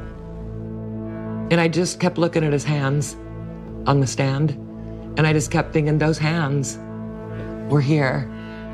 I just couldn't stop looking at him. And I just think, man, those hands took that life away.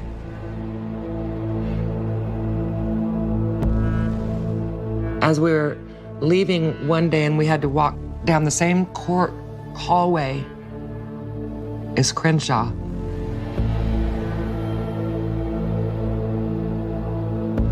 he like darted towards me and got like this close to my face and did like the wink wink and to my face. He goes like, they like took him to the ground. Mind you, I was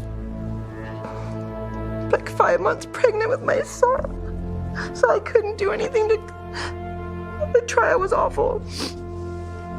And I ended up running into the men's bathroom and just puking.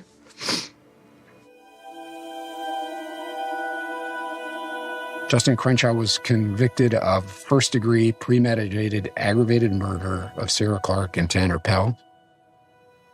And his only available sentence, since we don't really use the death penalty here in Washington anymore, is life without the possibility of parole.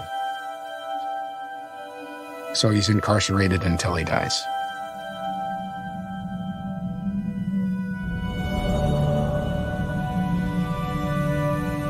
A year after it happened, I moved back to my house and nobody wanted me to, but I wanted to be close to him.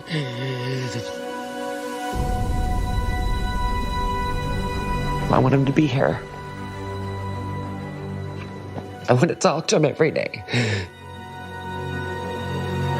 Everybody has their way of remembering, and I think how they want him to be remembered is, and me too, is the only way he can be is beautiful.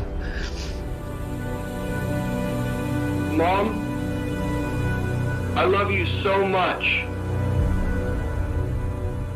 Have a wonderful day.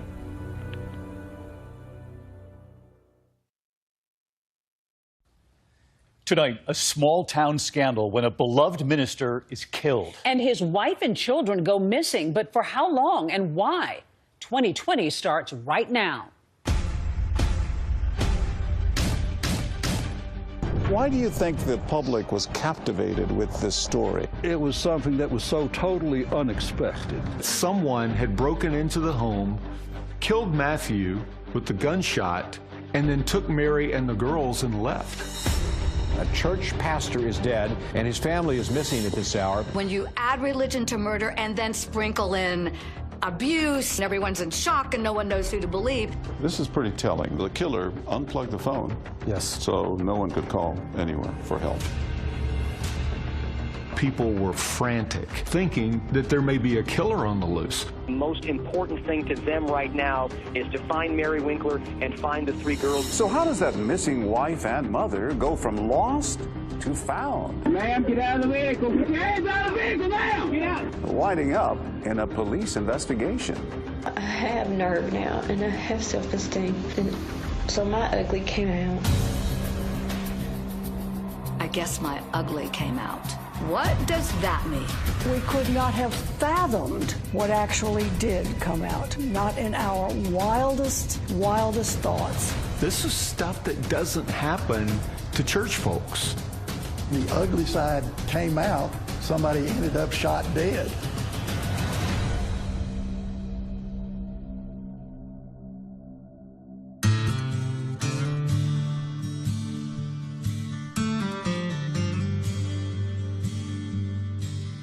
It became one of the biggest, most talked about stories in the entire country.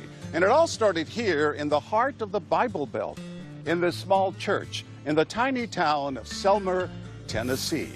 Matthew Winkler would preach to his congregation every Sunday morning here about right and wrong and about living your life in the service of God.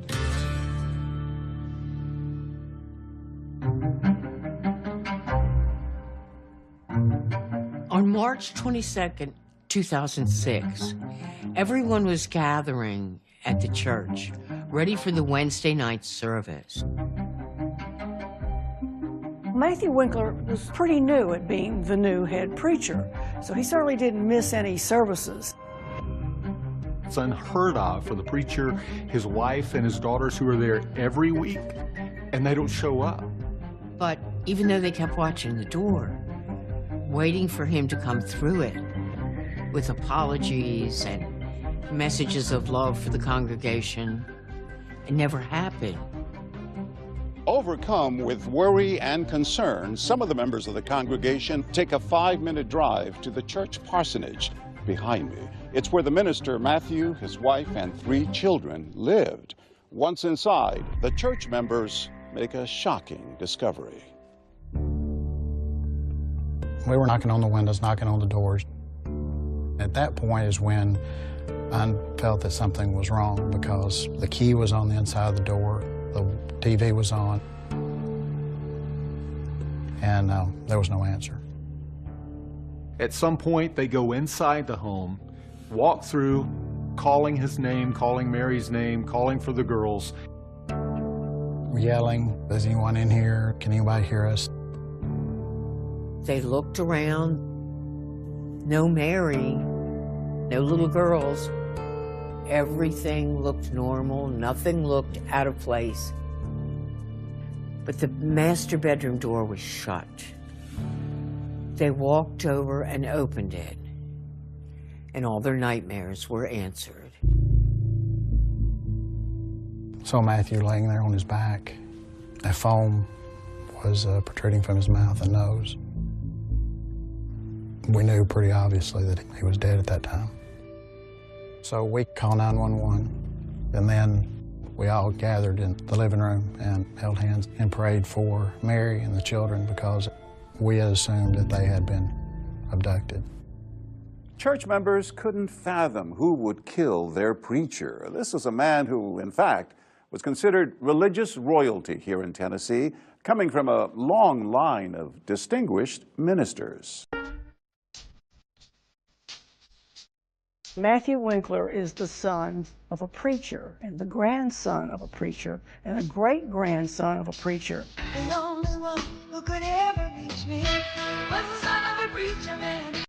It's in his blood, literally. Mary grew up in a Church of Christ family also. Mary was raised in a strict household in Knoxville, Tennessee. At South Doyle High School, she was known as a reserved student with a good sense of humor. She didn't draw a lot of attention to herself. That's also true of many women in the Churches of Christ Church. They don't want to bring a lot of attention on themselves. Mary was cute as a button. She was always ready with a smile and a touch on the hand, and she just was the perfect embodiment of a Church of Christ woman. Mary and Matthew met at Freed-Hardeman College. It's a college affiliated with the Church of Christ. And Mary has said that initially they were just friends, but then they started dating, and apparently Matthew must have liked her, because 3 months later he asked her to marry him. Both Matthew and Mary dropped out of school because they couldn't afford it anymore. And then Matthew got work as a youth minister in McMinnville, Tennessee.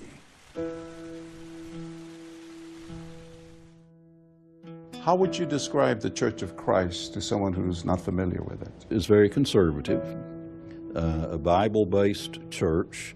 We say we have no creed but the Bible. They believe in the literal interpretation of the Bible. And there's scriptures in the Bible that says that a woman is subservient to the man. Board of elders, the preacher, all of those in the leadership positions are men. Tell me about Matthew's temperament. Gregarious, somebody who could go into a room of strangers and make friends within minutes. Magnetic personality. Magnetic personality. Your impression of Mary? Mary seemed like a frail and vulnerable woman. She had a downcast look. She would not make eye contact, and she was walking 3 or 4 steps behind Matthew. Matthew had this feeling he couldn't measure up to his father. He bristled under just being a youth minister. He wanted to be the preacher of his own church. It was in January of 2005 that Matthew and Mary Winkler moved here to the town of Selmer. Matthew had just landed his dream job, named the head pastor here at the Church of Christ.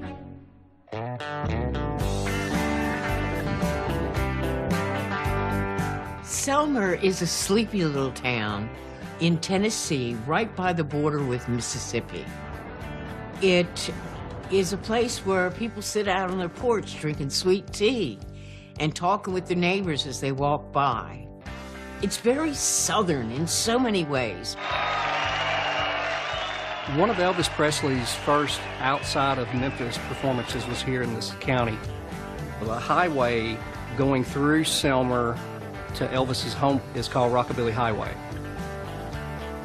What is this town like? Small town. Yeah. Close unit family. Pretty religious? I see a lot of churches here. Yes. Almost every corner you'll find a church. True happiness is found in God's Word.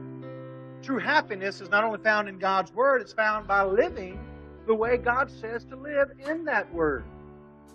The Winklers found a wonderful church in Selmer, Tennessee, and the people of the community and congregation embraced them and welcomed them. It seemed like the perfect scenario. That is, until March 22nd of 2006, when that beloved young minister was found dead on the floor of his bedroom. Was it a kidnapping and it just went wrong? Someone definitely intended to kill Matthew Winkler. In a small town, people were frantic, thinking there was a killer on the loose. And where were Mary and the girls? Had someone unknown come into the home, killed Matthew, and gone off in the family van with the 3 girls and Mary, holding them captive.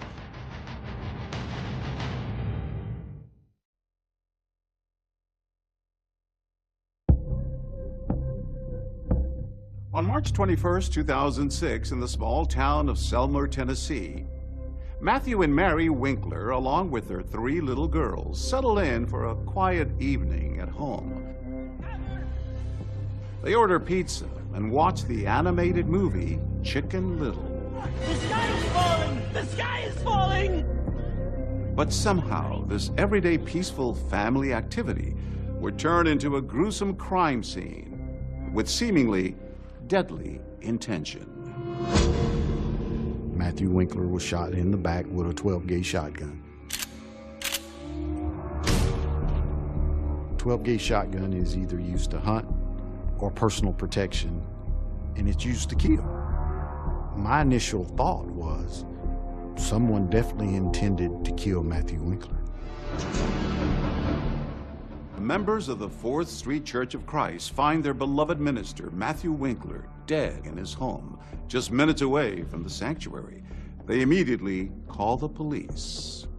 Where were you when you got the phone call? I was at home, of course, in bed, or getting ready to go to bed. Then I immediately started reaching out to the agents and the crime scene team to get them to start responding to this location.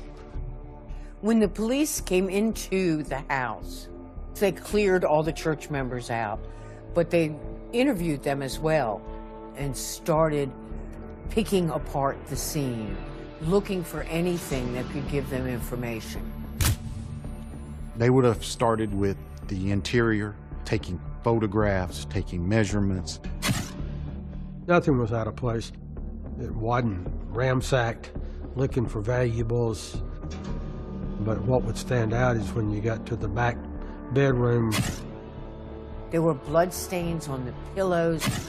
There were blood stains on the floor. Matthew was laying beside the bed, and that's where he was found. But you think he was shot while he was still in bed? Yes, and he would have rolled over. Investigators were thinking of a lot of things that this scenario suggested. You have someone fatally wounded. No one else is around. Is this some type of robbery that had turned into murder? Was this a vendetta or was it a kidnapping? And it just went wrong. At that point, you don't know? You don't know. I mean, it's a mystery. What do we have here? This is actually the bed. This is the that bed. would have been where he was sleeping. Could have been shot from here or from here. Well, probably from this side. Right. He was shot on the bed, so that tells you that the shooter had no confrontation with him. There was no defense that Matthew could have put up, being that he was shot in the back. And this is the shotgun shell. It's actually the round that killed him. Over here, this is the bird shot. That's some of the bird shot recovered from his body. Correct. This is the actual shotgun. Yes, sir. Can you show it to us? That's 12 gauge pump. What kind of damage can it do? Close up. Well, lots of damage. A 12-gauge shotgun shooting birdshot, when it makes impact, it's going to explode with all of these pellets. And Matthew had somewhere over 70 pellets in his back. And for investigators, each crime scene tells its own story. And this one would reveal a chilling detail. It seemed that the perpetrator wanted to seal Matthew's fate with absolute certainty. They were very disturbed when they noticed the telephone clearly placed in a position that was out of Matthew's reach. And it was disconnected from the wall jack. So the killer unplugged the phone. Yes. So no one could call anywhere for help. That's what we believe. Even if he was able to survive or even live long enough to reach up and grab the receiver and hit zero, it wasn't going to work.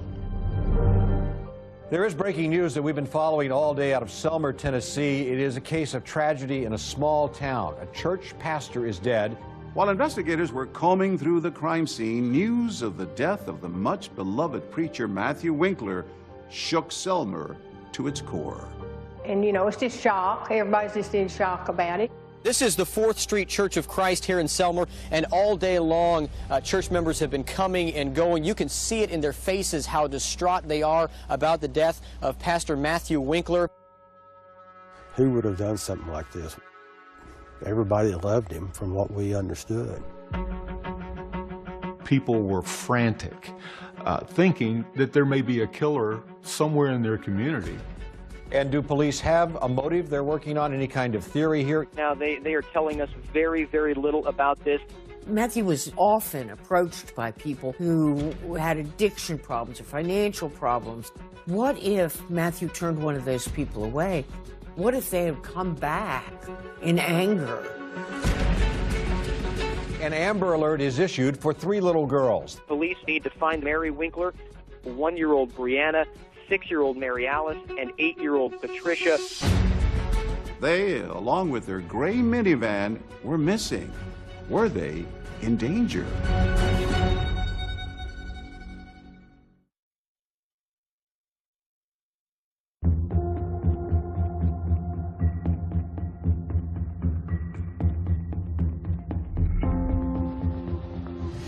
An Amber Alert is issued for 3 little girls. They disappeared from their home in Selmer, Tennessee. Their mother is missing as well. Church members found their father, Pastor Matthew Winkler, dead. With a young minister found dead in his bedroom, the community of Selmer was on edge. There was a possibility this could have been a burglary that turned into murder. Who is here in our community would do that? You know, this person's loose. People were worried. Take a look at the van the mother and the children may be in. It is a 2006 gray Toyota Sienna. The most important thing to them right now is to find Mary Winkler and find the 3 girls. Almost 24 hours after the discovery of Matthew's body, there's a sighting of a gray minivan matching the description of the Winklers' missing vehicle.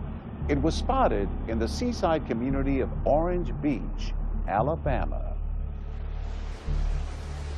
That shoreline is particularly spectacular. They call it the Gold Coast of Alabama. 1025, get ready. I was traveling westbound on the road directly behind us. That's it. 10-4, that's the vehicle. And this van pulled right out in front of me, a Toyota Sienna minivan, matching the description of the van we'd been looking for. 10-4, we're pulling in the parking lot. 10:33.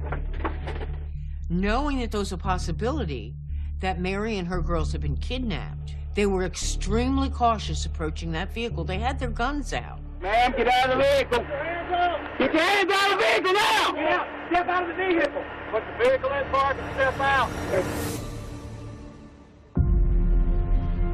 There she was, Mary Winkler, in a pink jumpsuit, looking as innocent as anybody walking down the street could look. With no supposed kidnapper behind the wheel. Walk back. Walk back. Keep walking. Mary Winkler goes from being a potential victim to a suspect in her husband's death. She got out and she never asked why she was stopped, why there was officers pointing guns at her or anything. She made no really expression on her face, and she was detained. Hey girl, how you doing? After we detained her, we ran to the minivan to check the welfare of the children. They just kept repeating, what's going on, where's mommy going? Did my mama do anything?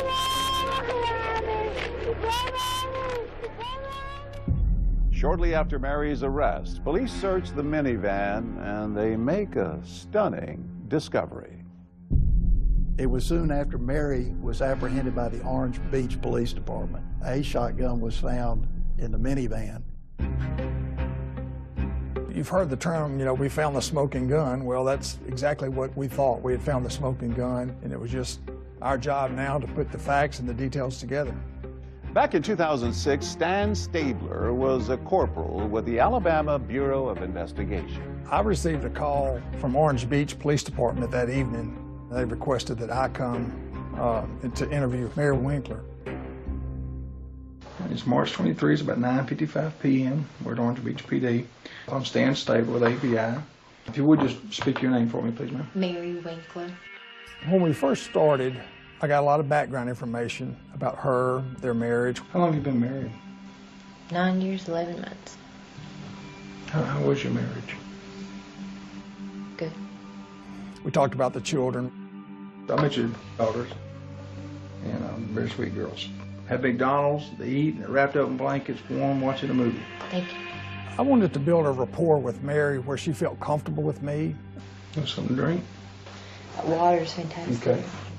Sitting across from him is this eerily calm mother of 3, 400 miles away from home. Stan Stabler wondered why did Mary Winkler drive her girls all the way to Orange Beach, Alabama? They've never been to a beach that they remember. This is just my last time to be with them. I just wanted to be with them before they had bad days. To have a happy day. She wanted to spend some time with the girls because she felt that she would not be seeing them after she was caught. I asked her about anyone else involved, an affair. Y'all didn't have any major problems going on? No. Anybody else involved with either party? Oh, no. She was not as emotional as a person should be if they learned about the murder of their spouse. Just go step from step and tell me what happened. I just can't. Why can't you talk to us? Is it me? I mean... No. She was very strong-willed not to disclose a lot of details. I want to hear your side.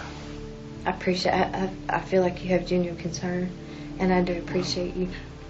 Tell me why a mother of 3, a wife of over 9 years, almost 10 years, what would make you do this? Why? No comment. It was a very, very strange interview. Has he ever hurt you? Not physically. She said she did not want to talk about Matthew because she didn't, quote, want to smear him. No matter what, in the end, I don't want him smeared. All we are seeking the truth.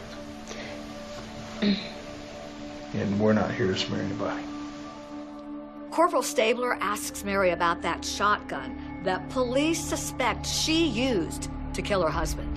Did you load it? And I messed it up and then put it back. Where was it? We keep it in the top of the closet out of reach.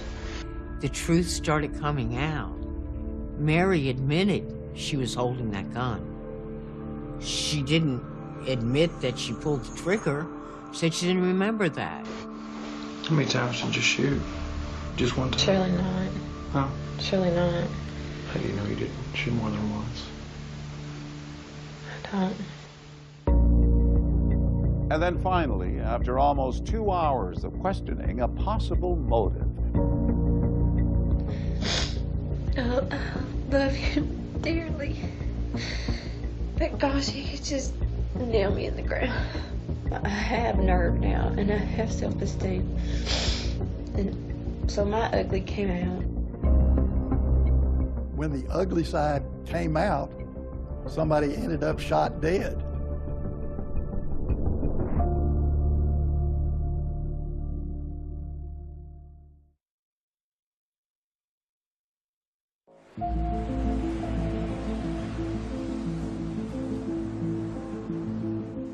For almost 2 hours, Corporal Stan Stabler prods Mary Winkler about her relationship with her late husband, Matthew.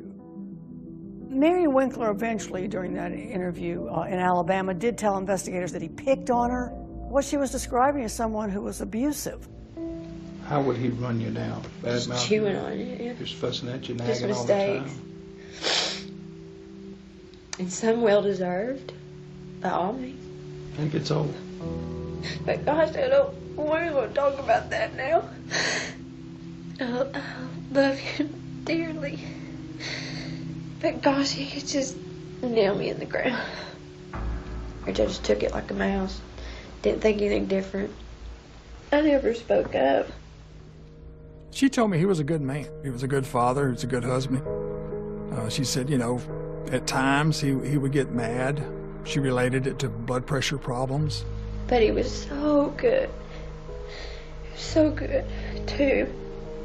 A lot of times he had high blood pressure, but he'd never go enough to the doctor to get medicine for it. There's no sense, you know, just say the lady was a moron, evil woman. She said she had had thoughts in the past about killing him. Yeah, I didn't just get up and say, hey, let's see how this thing works. I've been battling it not to do that for him, and I don't know why. Was he chewing on you when it happened? I don't even know.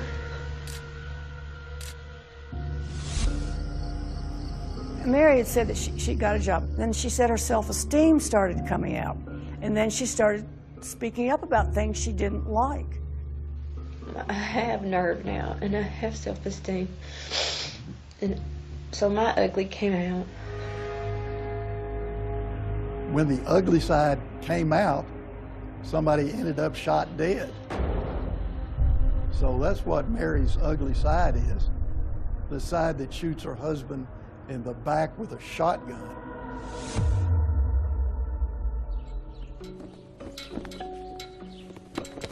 Mary waived her right to an extradition hearing and willingly went back to face justice in Tennessee.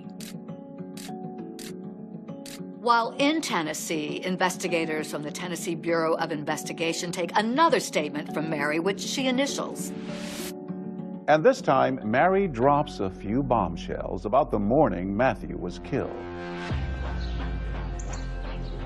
While she never admits to pulling the trigger of the shotgun, Mary does tell TBI agents she heard a loud boom, wiped blood from Matthew's mouth, and told him she was sorry. It became real obvious that there was only one thing for the police in Tennessee to do, and that was to charge her with murder. The startling account of a pastor's wife accused of killing her husband becomes big national news. This is Good Morning America. That murder mystery that has stunned everyone. A popular minister in Tennessee gunned down in his home, and the confessed killer is his young wife. Why? People were like, what? The preacher's wife? That's who killed him?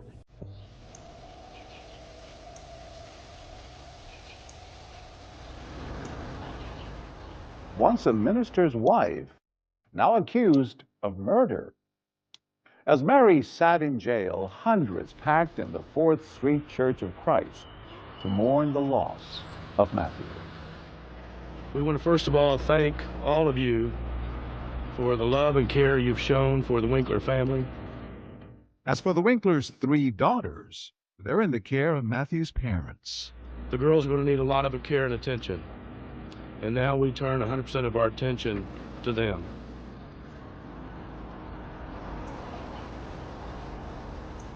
As the news of Mary Winkler's arrest spread like wildfire through this tight-knit community of Selmer, there were rumblings that her husband Matthew may have had a darker side. There had to be a good reason, some speculated, for Mary to pick up that shotgun and then shoot her husband in the back.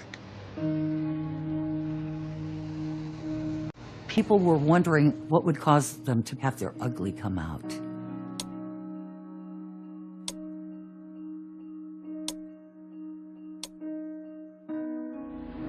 Knowing Mary the way I did, I knew that he had to do something to push her over. Mary's sisters say they saw a change in Mary once she got married. I don't remember hearing her laugh. She was not a happy person. Mary's other sister, Amanda, and her father, Clark, say they saw bruises on Mary. I didn't say anything because if I was to say, who gave that to you, and that would make her mad, I wouldn't see her again. I saw terrible bruises, the heaviest of makeup covering facial bruises.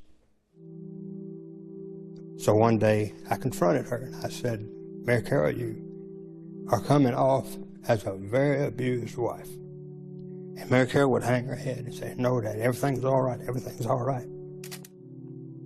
And several times I talked very seriously to her about leaving him, and she just did not want to. I feel so bad about this. I feel like I have a part in it. I should have talked more to Mary Carol.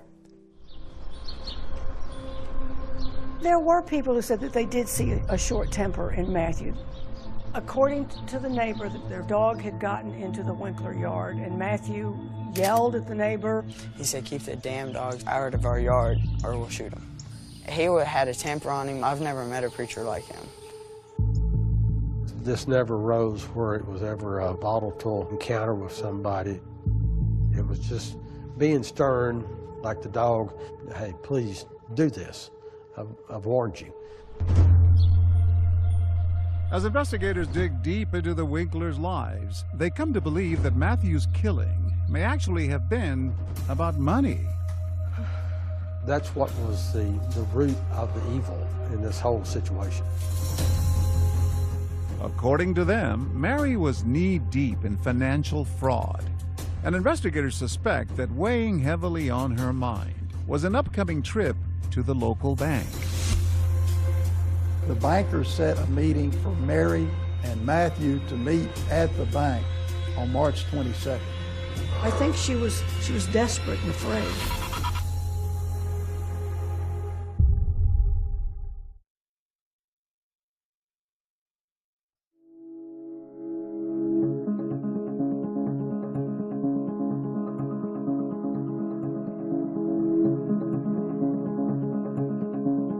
Mrs. Winkler is set for arraignment before a McNairy County judge. After Matthew's death, Mary appeared in a Selmer courtroom, trading in her Sunday best for an orange jumpsuit. It was somewhat of a shocking vision because she just does not look like anyone who could do anything like shoot her husband.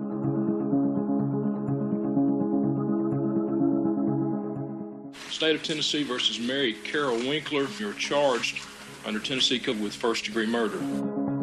After pleading not guilty to first-degree murder, Mary is led away in shackles. Outside of the courthouse, church members stood in solidarity with the preacher's wife. We had a special prayer for her at church last night, and we forgave her. It's in God's plan, but there has to be a reason, because if we can't believe that, we cannot go on. Mary's supporters believe that her years of alleged abuse culminated in the accidental shooting death of her husband. But investigators say the real motive in this case was money. Early on in the investigation, TBI was interviewing local banks, and they more or less came to the TBI and said, "We got to tell you what's going on here." Investigators have learned from bank officials that Mary was in over her head financially. After they say she got caught up in a so-called lottery scam, which was sweeping the country. A lottery scam is when you get email or even a letter that tells you that you have won a lottery. Here's how it works. The scammer sends a counterfeit check for an initial payment worth thousands of dollars. Now, in return, you're supposed to send them money to cover the processing fees. The scammers make money off what you send them. Meanwhile, all you get is a worthless check. Mary had entered all sorts of things. So when she got this saying that she'd won $250,000, she believed him. What do we have here? These are bogus checks. So Mary Winkler got these checks in the mail. Yes. And she thought, wow, $4,880, $4,900. Yeah.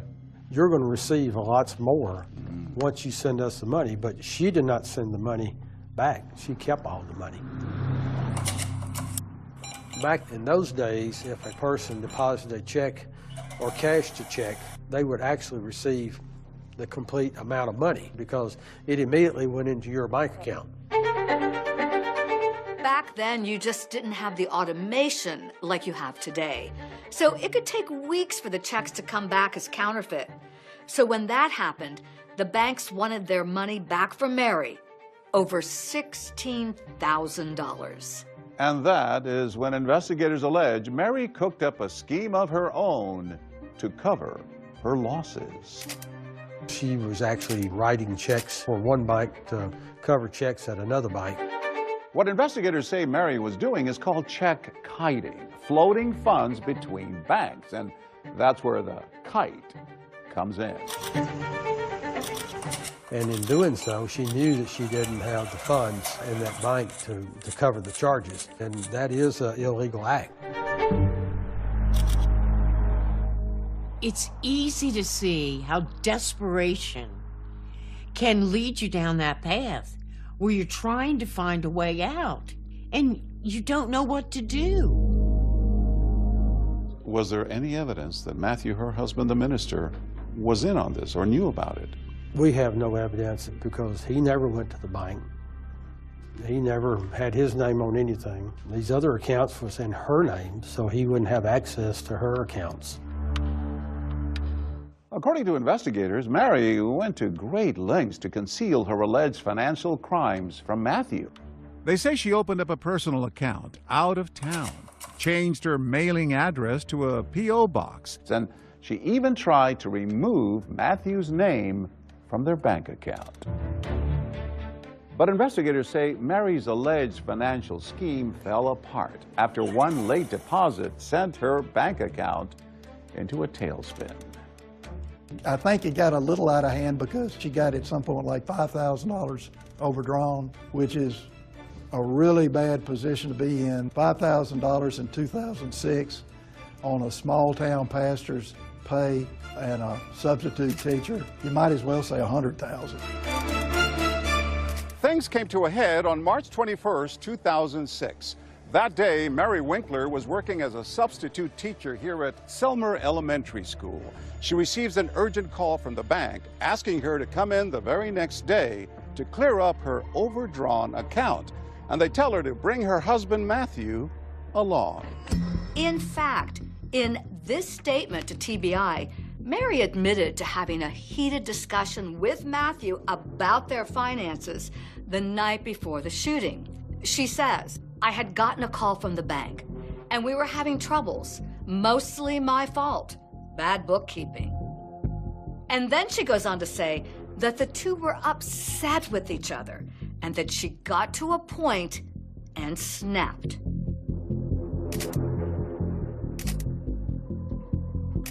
Do you think this is why she killed him? Oh, yes. That somebody's going to have to face the music, and it was going to come back on her. There must have been a lot of pressure on Mary to keep that away from Matthew. It was going to be embarrassing for the Church of Christ congregation. It was going to speak very loudly that something's amiss in this family. It's a reflection of the church. It's a reflection of God.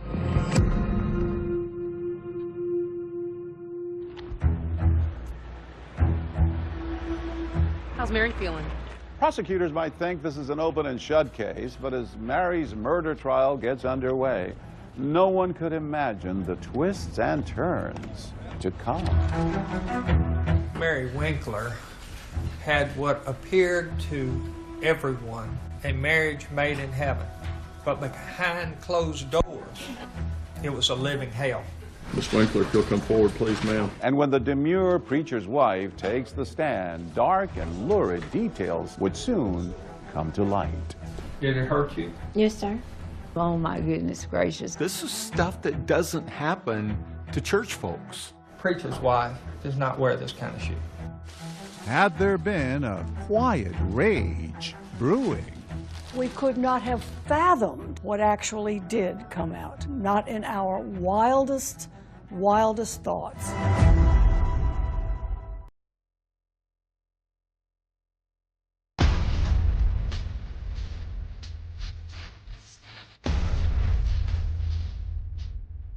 You go inside the house. What do you say? He never knew what was coming. They're talking about the spiritual leader of the community. And now he's got a hellacious shotgun wound in his back. And his wife wants you to believe that she was driven to it. She certainly wasn't acting like someone who shot her husband in the back. I don't know that anyone anywhere had any idea of what was to come in this trial. So it got heated in the jury room. How are you going to defend yourself? He threatened me with the shotgun many times, putting it in my face. Mary Winkler appeared to have had a marriage made in heaven, but behind closed doors, it was a living hell. When they brought out the shoe and the wig, there was a gasp in the courtroom. Matthew wanted me to wear it to dress up. Dress up for what purpose, Mary? Sex. Oh my God, wow. But if you looked up spousal abuse in the dictionary, you're going to see Mary Winkler's picture looking back at you. Was Mary Winkler a victim or a villain? Will the real Mary Winkler please stand up?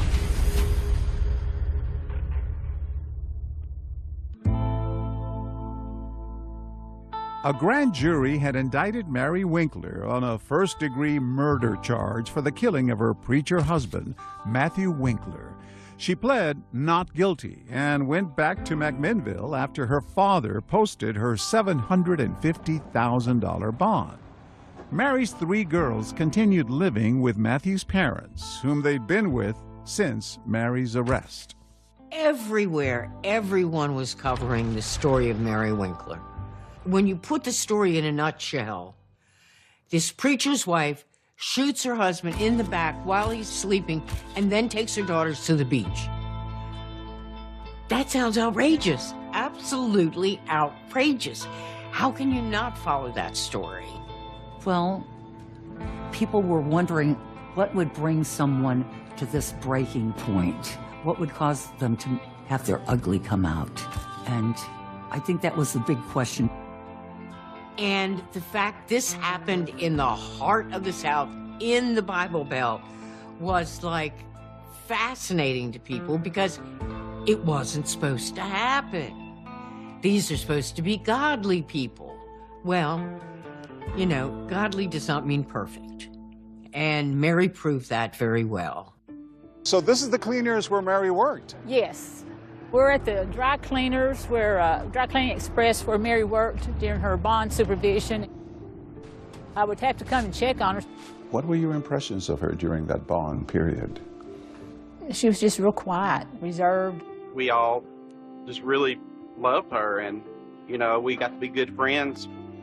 We picked up a lot of new customers from her church that has decided to do business here because they want to be supportive of Mary. But one question dividing the people of the town following the case at the time: was Mary actually the quiet preacher's wife everyone thought they knew, or was there another side to her, like the one Libby St. John and her husband at the time saw one night at a restaurant in McMinnville? Well, we had been in there sitting at the bar, and Mary came in, and she was chain smoking cigarettes and drinking. It just seemed like she was so carefree that evening that it just shocked me. I almost wanted to go over there and say, listen, this isn't a good idea for you to be doing this. The owner of that establishment said while she was out on bond, she'd been there to celebrate several different occasions and her birthday recently. And so she'd been there several times. It just wasn't a one-off. You don't usually see Church of Christ preachers' wives smoking. She certainly wasn't acting like someone who'd shot her husband in the back. And your husband at the time starts taking pictures. He took them with his cell phone. The pictures made quite a splash when they came out. These cell phone pictures, first obtained by Action News 5, are the talk of this quiet town. I remember the bar pictures, the very things that seemed completely out of character from what anybody's seen. She was not supposed to be drinking. Well, I think that basically it was not excessive alcohol. I think that's what was on the bond. But it didn't look good.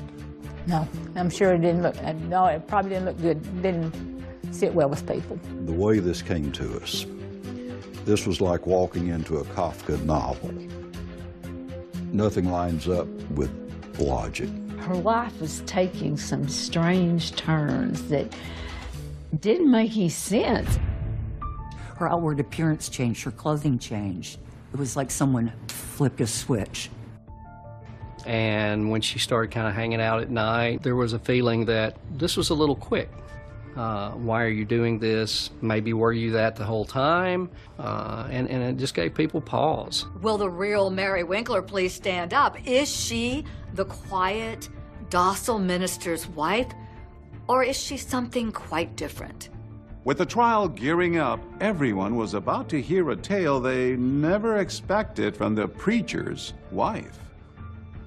Yeah, I don't know that anyone in Selma, and few people anywhere, had any idea of what was to come in this trial. Mary's murder trial began on April 9, 2007, with the prosecution pushing for a first-degree conviction. The case was one of the biggest things the small town of Selma, Tennessee has ever seen. The media put this tiny courthouse right in the middle of the public's attention. Television stations from Nashville, from Memphis, some from Huntsville, Alabama, were there in the courthouse because this was such a big story. What was interesting was Mary Winkler arriving with her attorneys, appearing about as meek as you could appear. Inside, the courtroom was packed, and the crowd included members of both families. You had Matthew Winkler's parents there. Mary Winkler's family was there, her father. We may begin with opening statements. The state may proceed first. Thank you, ladies and gentlemen. My name is Walt Freeland. I'm an assistant district attorney. My strategy, like in every case, is to put on all my facts, because facts are stubborn things. You have to set aside whatever you think might have happened and just listen to the facts. There is no good reason why Matthew Winkler was murdered by Mary Winkler. The jurors are about to hear Mary's interrogation tape, where she says she snapped because of Matthew. He would knock your self-esteem down? No, just chewing whatever. And that's the problem. I have nerve now, and I have self-esteem, and so my ugly came out. Just kind of got to a boiling point and just boiled over? There's no sense, you know, just say the lady was a moron, evil woman, and let's go on with it. Prosecutors bring out that big, powerful shotgun that was used to kill Matthew. The point being to show the jurors that this could not have been an accident. You couldn't just pick the gun up and pull the trigger unless it had been racked. Could you prime it or pump it or whatever it takes to get it in a functioning position? Could you do that? Yes, sir. By racking the shotgun, it places a shotgun shell in the chamber so it can be fired. The fact that she did tells me she had already thought in her mind what it was going to be like to shoot that shotgun. All that leads me to believe premeditation. But to rebut the prosecution's theory of premeditated murder, the defense will call their star witness. The defense calls the defendant, Mary Carol Winkler. The only person alive who knows exactly what happened the day Matthew was killed. Someone said to tell the truth, the whole truth, so help you God. What's that mean? The most important witness in this trial, the one that everyone anticipated, takes the stand. And she testifies to some pretty shocking stuff.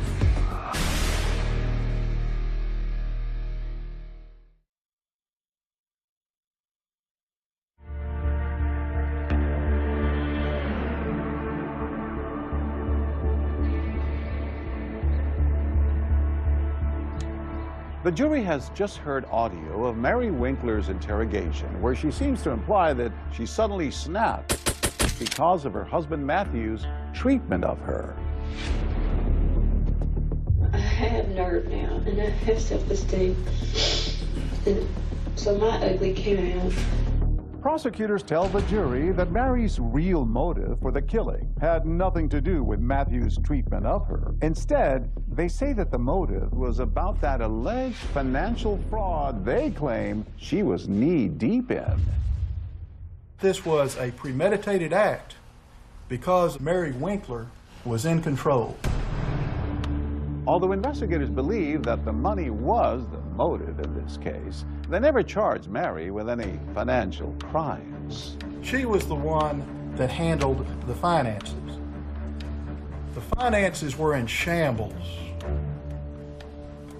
A bank investigator testifies that Mary had allegedly been scamming banks out of thousands of dollars by writing checks to herself and then floating money from one account to another. These deposits were drawn off of the same bank, First State Bank, and were deposited within days of each other into the ATM at Regions.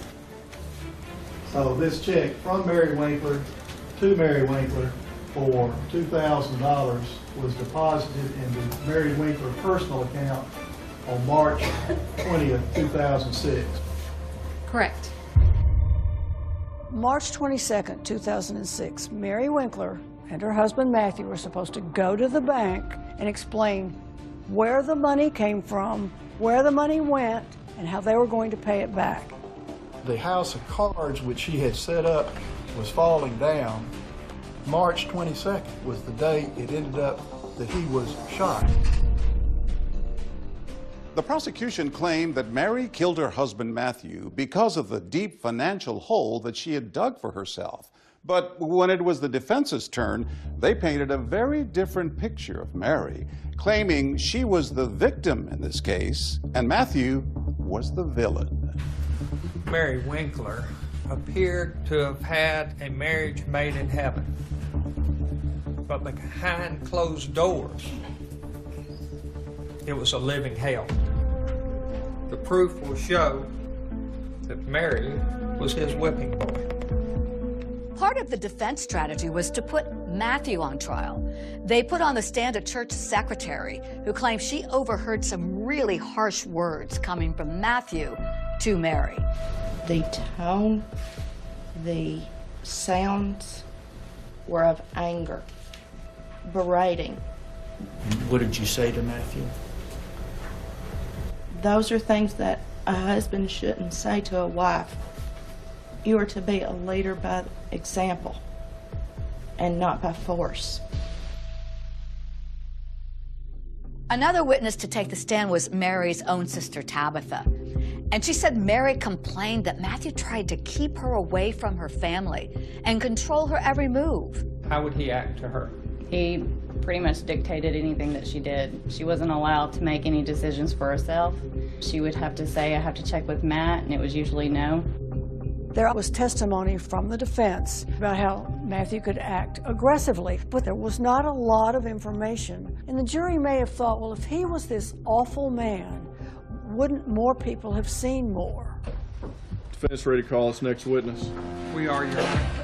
But the defense then called Mary herself, and she testified in explicit detail. The defense calls the defendant, Mary Carol Winkler, about exactly what she said happened behind closed doors.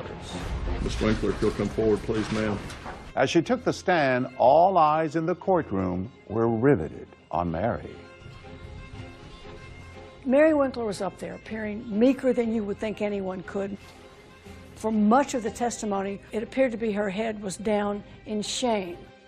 Now remember, the state argued that Mary intentionally killed her husband to cover up a messy web of alleged fraudulent check kiting. But on the stand, Mary had a simple answer. Matthew made her do it. Who directed those deposits? Matthew told me where to put them, and I put them in the bank. Mary also testified that Matthew knew that the banks were demanding answers over the financial issues with their accounts. He was upset, and I just tried to continue encouraging him if he would please go in and do that. Did he say he would? He said he would, but he had been saying that for weeks. Mary explained to the jury that she didn't stand up for herself because she was so afraid of Matthew's volatility, his temper. How did he act when he yelled and screamed at you? He flailed. He just was all over. He would just be furious. He went from certain threats to more serious threats. Can you be specific to the jury about any threats? He told me one time that he was going to cut the brake lines out of the van. He threatened me with the shotgun many times, putting it in my face. He told me if I ever talked back to him, that he would cut me into a million pieces. Dan and Diane Winkler sat through a trial where they heard some awful things about their son, and it had to be very difficult for them. And their faces were stoic, but you could also see how it was affecting them too. When I asked her about abuse, I said, well, you know, did he physically abuse you? And she said, oh, no. I believe her to this day that he never abused her. There was no indication from any of the people interviewed that Mary had ever disclosed it to them as a friend, or it never came out about any physical abuse. She described Matthew as being a fine man, and there was never a hint of any abuse. But it turns out that Mary's testimony about alleged abuse on the part of Matthew was just the tip of the iceberg. This case is moving in another direction. The one question that nobody will forget is when Steve Faris handed her a bag.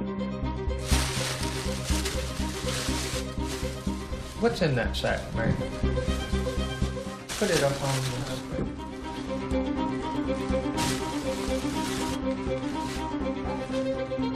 When she was testifying to all of this, oh my God, wow. This is amazing testimony. This is shocking testimony. Almost couldn't believe it.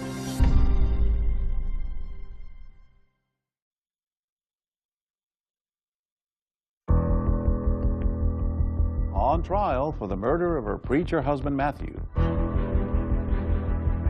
Mary Winkler tells jurors that she was living in a marriage from hell. I had asked Matthew to have a divorce, and he absolutely denied it. That would not be allowed. That was not an option? No, sir. According to who? Matthew. Preachers can't get a divorce. People want to know, okay, how do you preach the things you preach and you're divorced? Mary's defense team would also expose what they said was another dark side of the Winklers' marriage. One that would take this trial into a surprisingly different arena. What's in that sack, Mary? Shoe and a wig. Show me the shoe that's in there. Put it up on the side there. Is that the kind of shoe that you would wear to church? No, sir. Where'd you get that wig, Mary? From Matthew. Well, why was that shoe bought, Mary? Matthew wanted me to wear it to dress up. Dress up for what purpose, Mary? Sex. When they brought out the shoe and the wig and put those on the witness stand, there was a gasp in the courtroom. It was just a moment in this case, I think, that everything turned. And then hearing the preacher's wife accuse her dead husband of all of these things that were not allowed in the Churches of Christ congregations. These were sins. Mary testified that Matthew had porn up on a computer and wanted her to watch it. What would occur after he'd asked you to look at the photographs? Go have sex. Did he ever ask you to engage in any type of sex that you felt was unnatural? Yes, sir. He just wanted to have sex with my bottom. Did it hurt you? Yes, sir. The people in the courtroom, when she was testifying to all of this, you could kind of see on their faces like, oh my God, wow, this is shocking testimony. For the life of me, I have never understood how wearing platform shoes and a wig for your husband gives you the right to shoot him in the back with a shotgun. While the details of the Winklers' sex life caused a huge buzz inside the courtroom, the questions at hand were why and how Matthew was shot to death. And for the very first time, people heard Mary talk about what she says happened that morning, describing how it all started with the cries of their baby daughter. Matthew kicked me out of the bed. He just caught me somewhere in the low of my back and I was on the floor. What happened next? He walked out of the room and then I got up and went after him.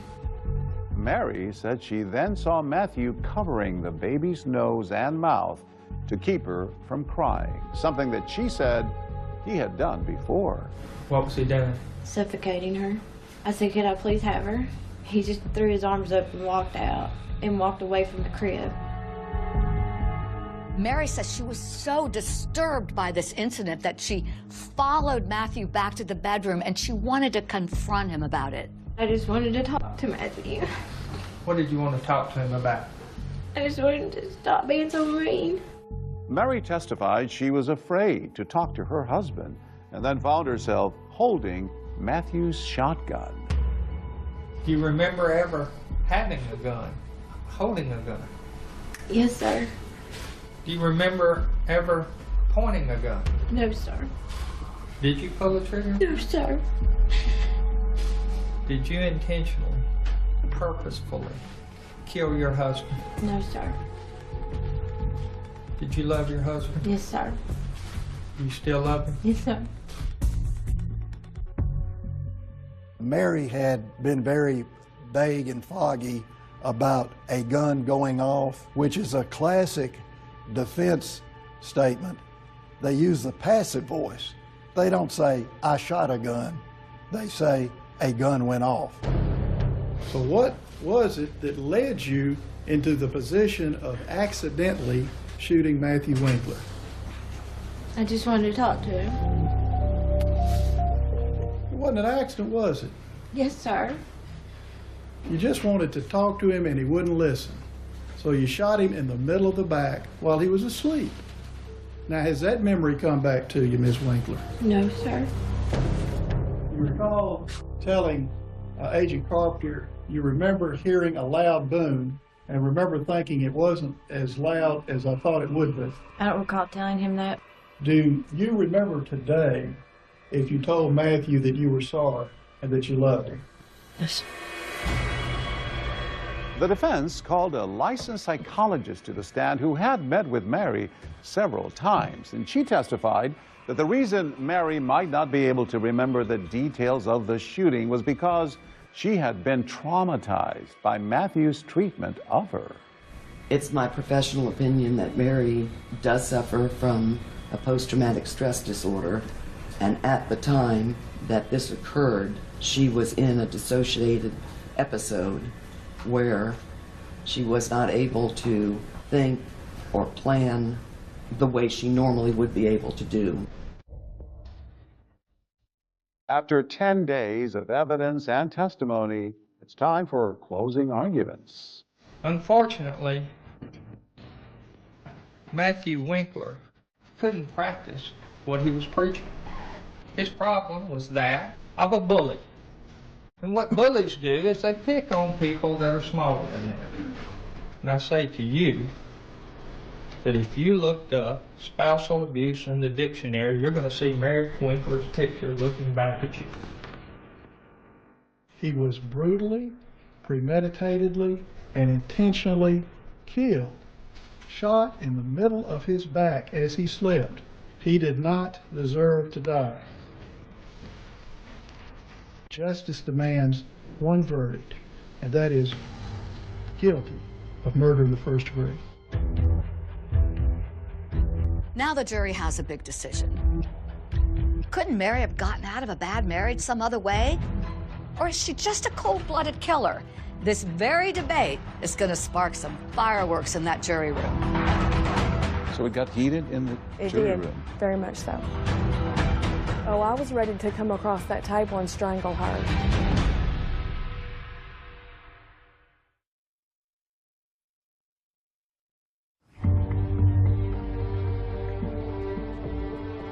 This morning, the jury is in deliberations, and Mary Winkler's fate hangs in the balance. Emotions ran high as jurors seemed hopelessly divided on whether Matthew Winkler's death was murder or a fatal accident. There was some that didn't feel like she should get anything. They were ready to let her walk. They felt like he deserved what he got. And then you had some that was like, yes, she was abused, but she did take a life, and that she should get something out of it. We were very stressed during that time because we didn't know how to work it out. So it got heated in the It jury did, room? very much so. I hear that you got frustrated because one of the jurors wouldn't even admit that she pulled the trigger. Yes. Refused to believe it. And I looked at her and I was like, what? I was ready to come across that table and strangle her because I thought that was completely ridiculous. The jury also had doubts about the prosecution's claim that Mary killed Matthew to avoid embarrassment over their alleged financial troubles. People did not care about the money aspect of it. That was not what was on our minds. Even though she was called by the bank to go see them the next day, the day he was shot? No, at the very forefront was the abuse. It never wavered from the forefront of our thoughts. The jurors could convict Mary of first-degree murder, second-degree murder, voluntary or involuntary manslaughter, and it's anyone's guess where they were going to go. And now you are looking at a live picture inside the courtroom. There you see Matthew Winkler's family, and they're all waiting for the jury. After 8 hours of deliberation, the jury had finally reached a verdict. And members of the jury are expected to read that verdict coming up momentarily. Miss Winkler, if you could please stand, ma'am. And in true Mary Winkler fashion, she remained stoic as the verdict was read. We, the jury, find the defendant, Mary C. Winkler, guilty of voluntary manslaughter. There was a little bit of a gasp in the audience. I don't know that many people expected her to be convicted of anything less than first-degree murder. With voluntary manslaughter, there is an intent to kill, but you were provoked by something. There you see Mary Winkler's father, and he looks a little bit surprised there. To the shock of Mary's supporters and the dismay of Matthews, Mary will face just 3 to 6 years behind bars. Would this jury have allowed Mary to walk free? Part of them would have. No comment. They felt like she had already lived through prison with the life that she lived, and that it was justified and that she deserved to be free. That's why you compromised and agreed to the lesser charge? Yes, because I didn't want her to walk. In Tennessee, 33-year-old Mary Winkler is awaiting sentencing after being found guilty of killing her preacher husband. Mary, how you feeling? On June 8, 2007, everyone gathered in the courtroom for Mary's sentencing as she pled for mercy. I think of Matthew every day in the guild, and I'll always miss him and love him. There were bad times, but there were good times, and I wish I could have that good Matthew and that we could live together forever. If I were Matthew's parents, that statement would have felt like a kick in the teeth. It was so disregarding of their feelings on facing this reality. Matthew was a wonderful person. He loved life. He loved his family. He loved the Lord God with all of his heart and soul and mind. The monster that you have painted for the world to see, I don't think that monster existed. There's been no remorse from you. You've never told your girls you're sorry. Don't you think you at least owe them that? You've never told us you're sorry. I think you at least owe us that. I can understand why a mother would more than ask that. And I would think a mother, as in Mary, would also want to apologize. The damage is done.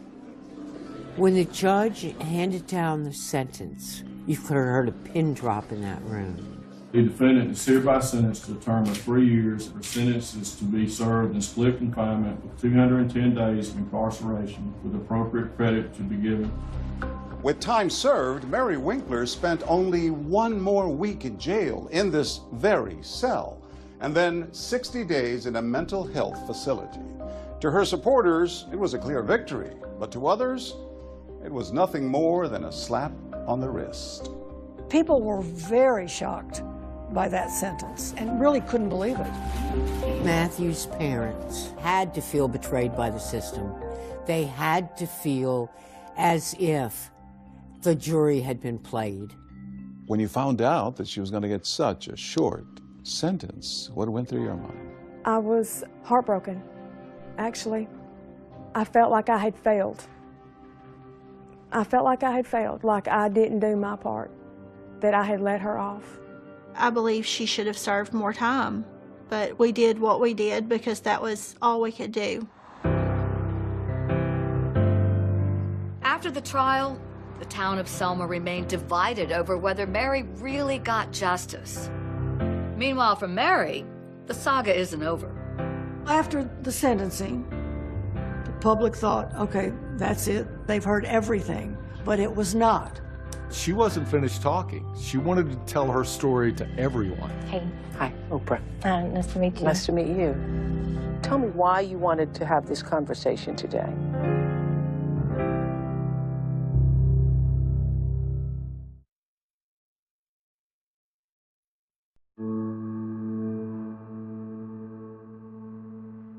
After serving an additional 7 days in jail, Mary Winkler finished out the remainder of her sentence at an undisclosed mental health facility.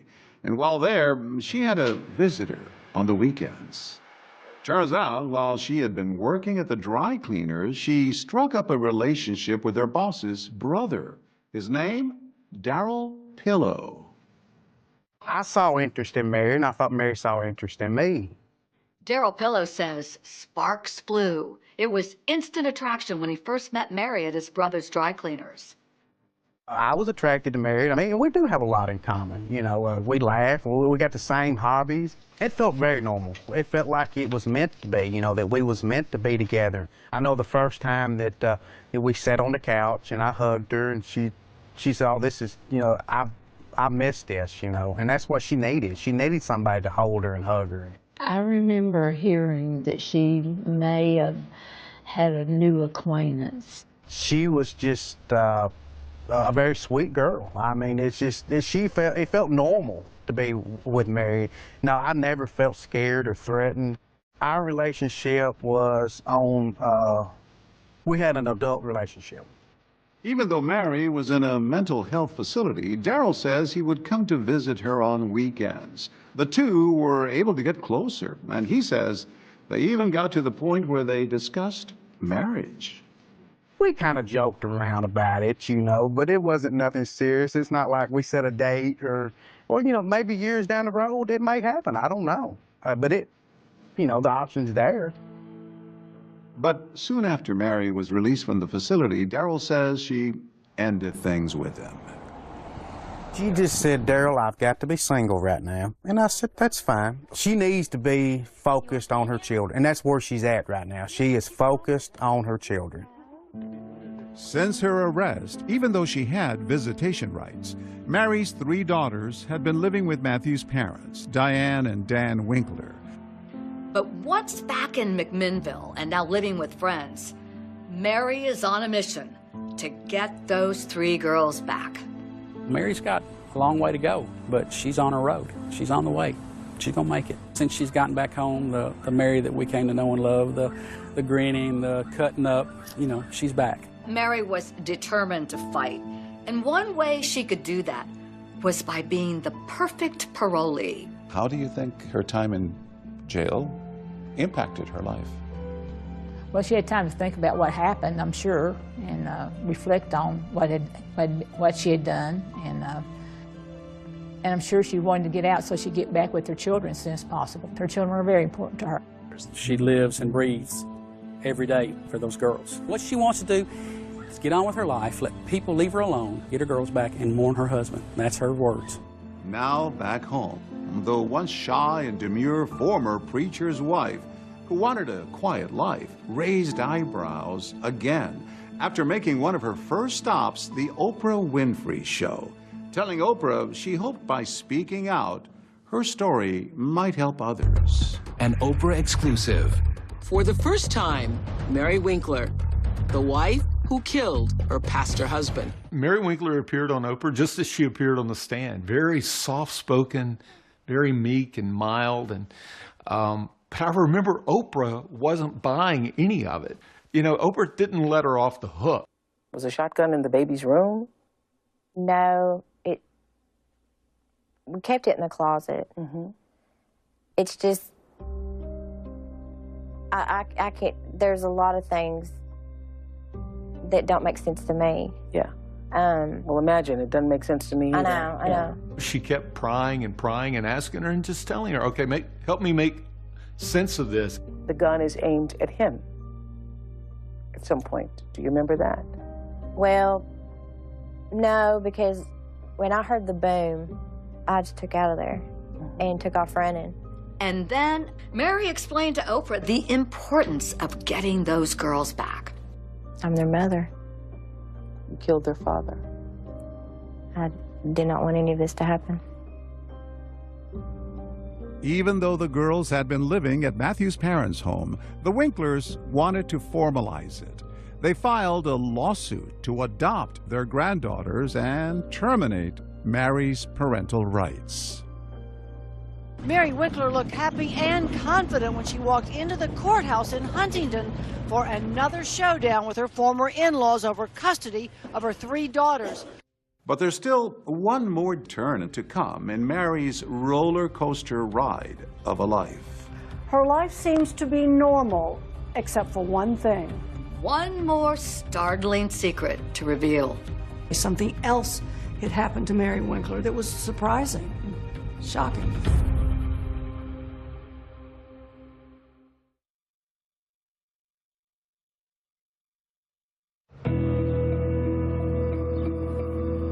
Since her arrest, Mary Winkler has been locked in a custody battle with Matthew's parents. And finally, after months without her children, they reach an informal agreement out of court, giving Mary permission to take her 3 daughters back. My girls are my girls, and I'm their mother, and we were just put back together, and we've picked up where we were separated. I know. Come here, Emma. After finally getting her children back, Mary Winkler sits down for one more exclusive interview with Janice Broach to reveal yet another setback in her life. Tonight, Mary Winkler is back, and she has a secret. I had found out that Mary had been diagnosed with MS, multiple sclerosis. My right hand and my right foot were completely disabled, could not use. And so I was very fortunate that I have been able to come back to full capacity. 17 years after she shot her husband, Mary Winkler lives a quiet life. But to this day, there are still lingering questions in Selmer about whether justice was served in her case. I believe that she actually got away with murder of her husband. Justice was not served, in my opinion. Was Mary Winkler a victim or a villain? Both. Did Mary get away with murder? Yes, she did. She's going to have to answer for what she did. It's not up to me to forgive her. What she did is between her and Matthew and his family and God.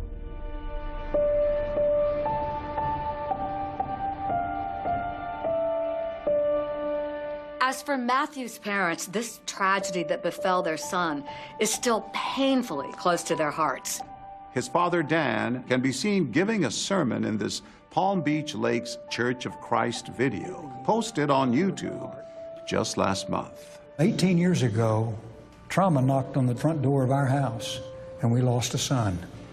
I live with that emptiness all of the time, and it's been almost 2 decades. But I remember the sound of his voice. And every time we sit down at a Christmas table as a family, there's an empty place.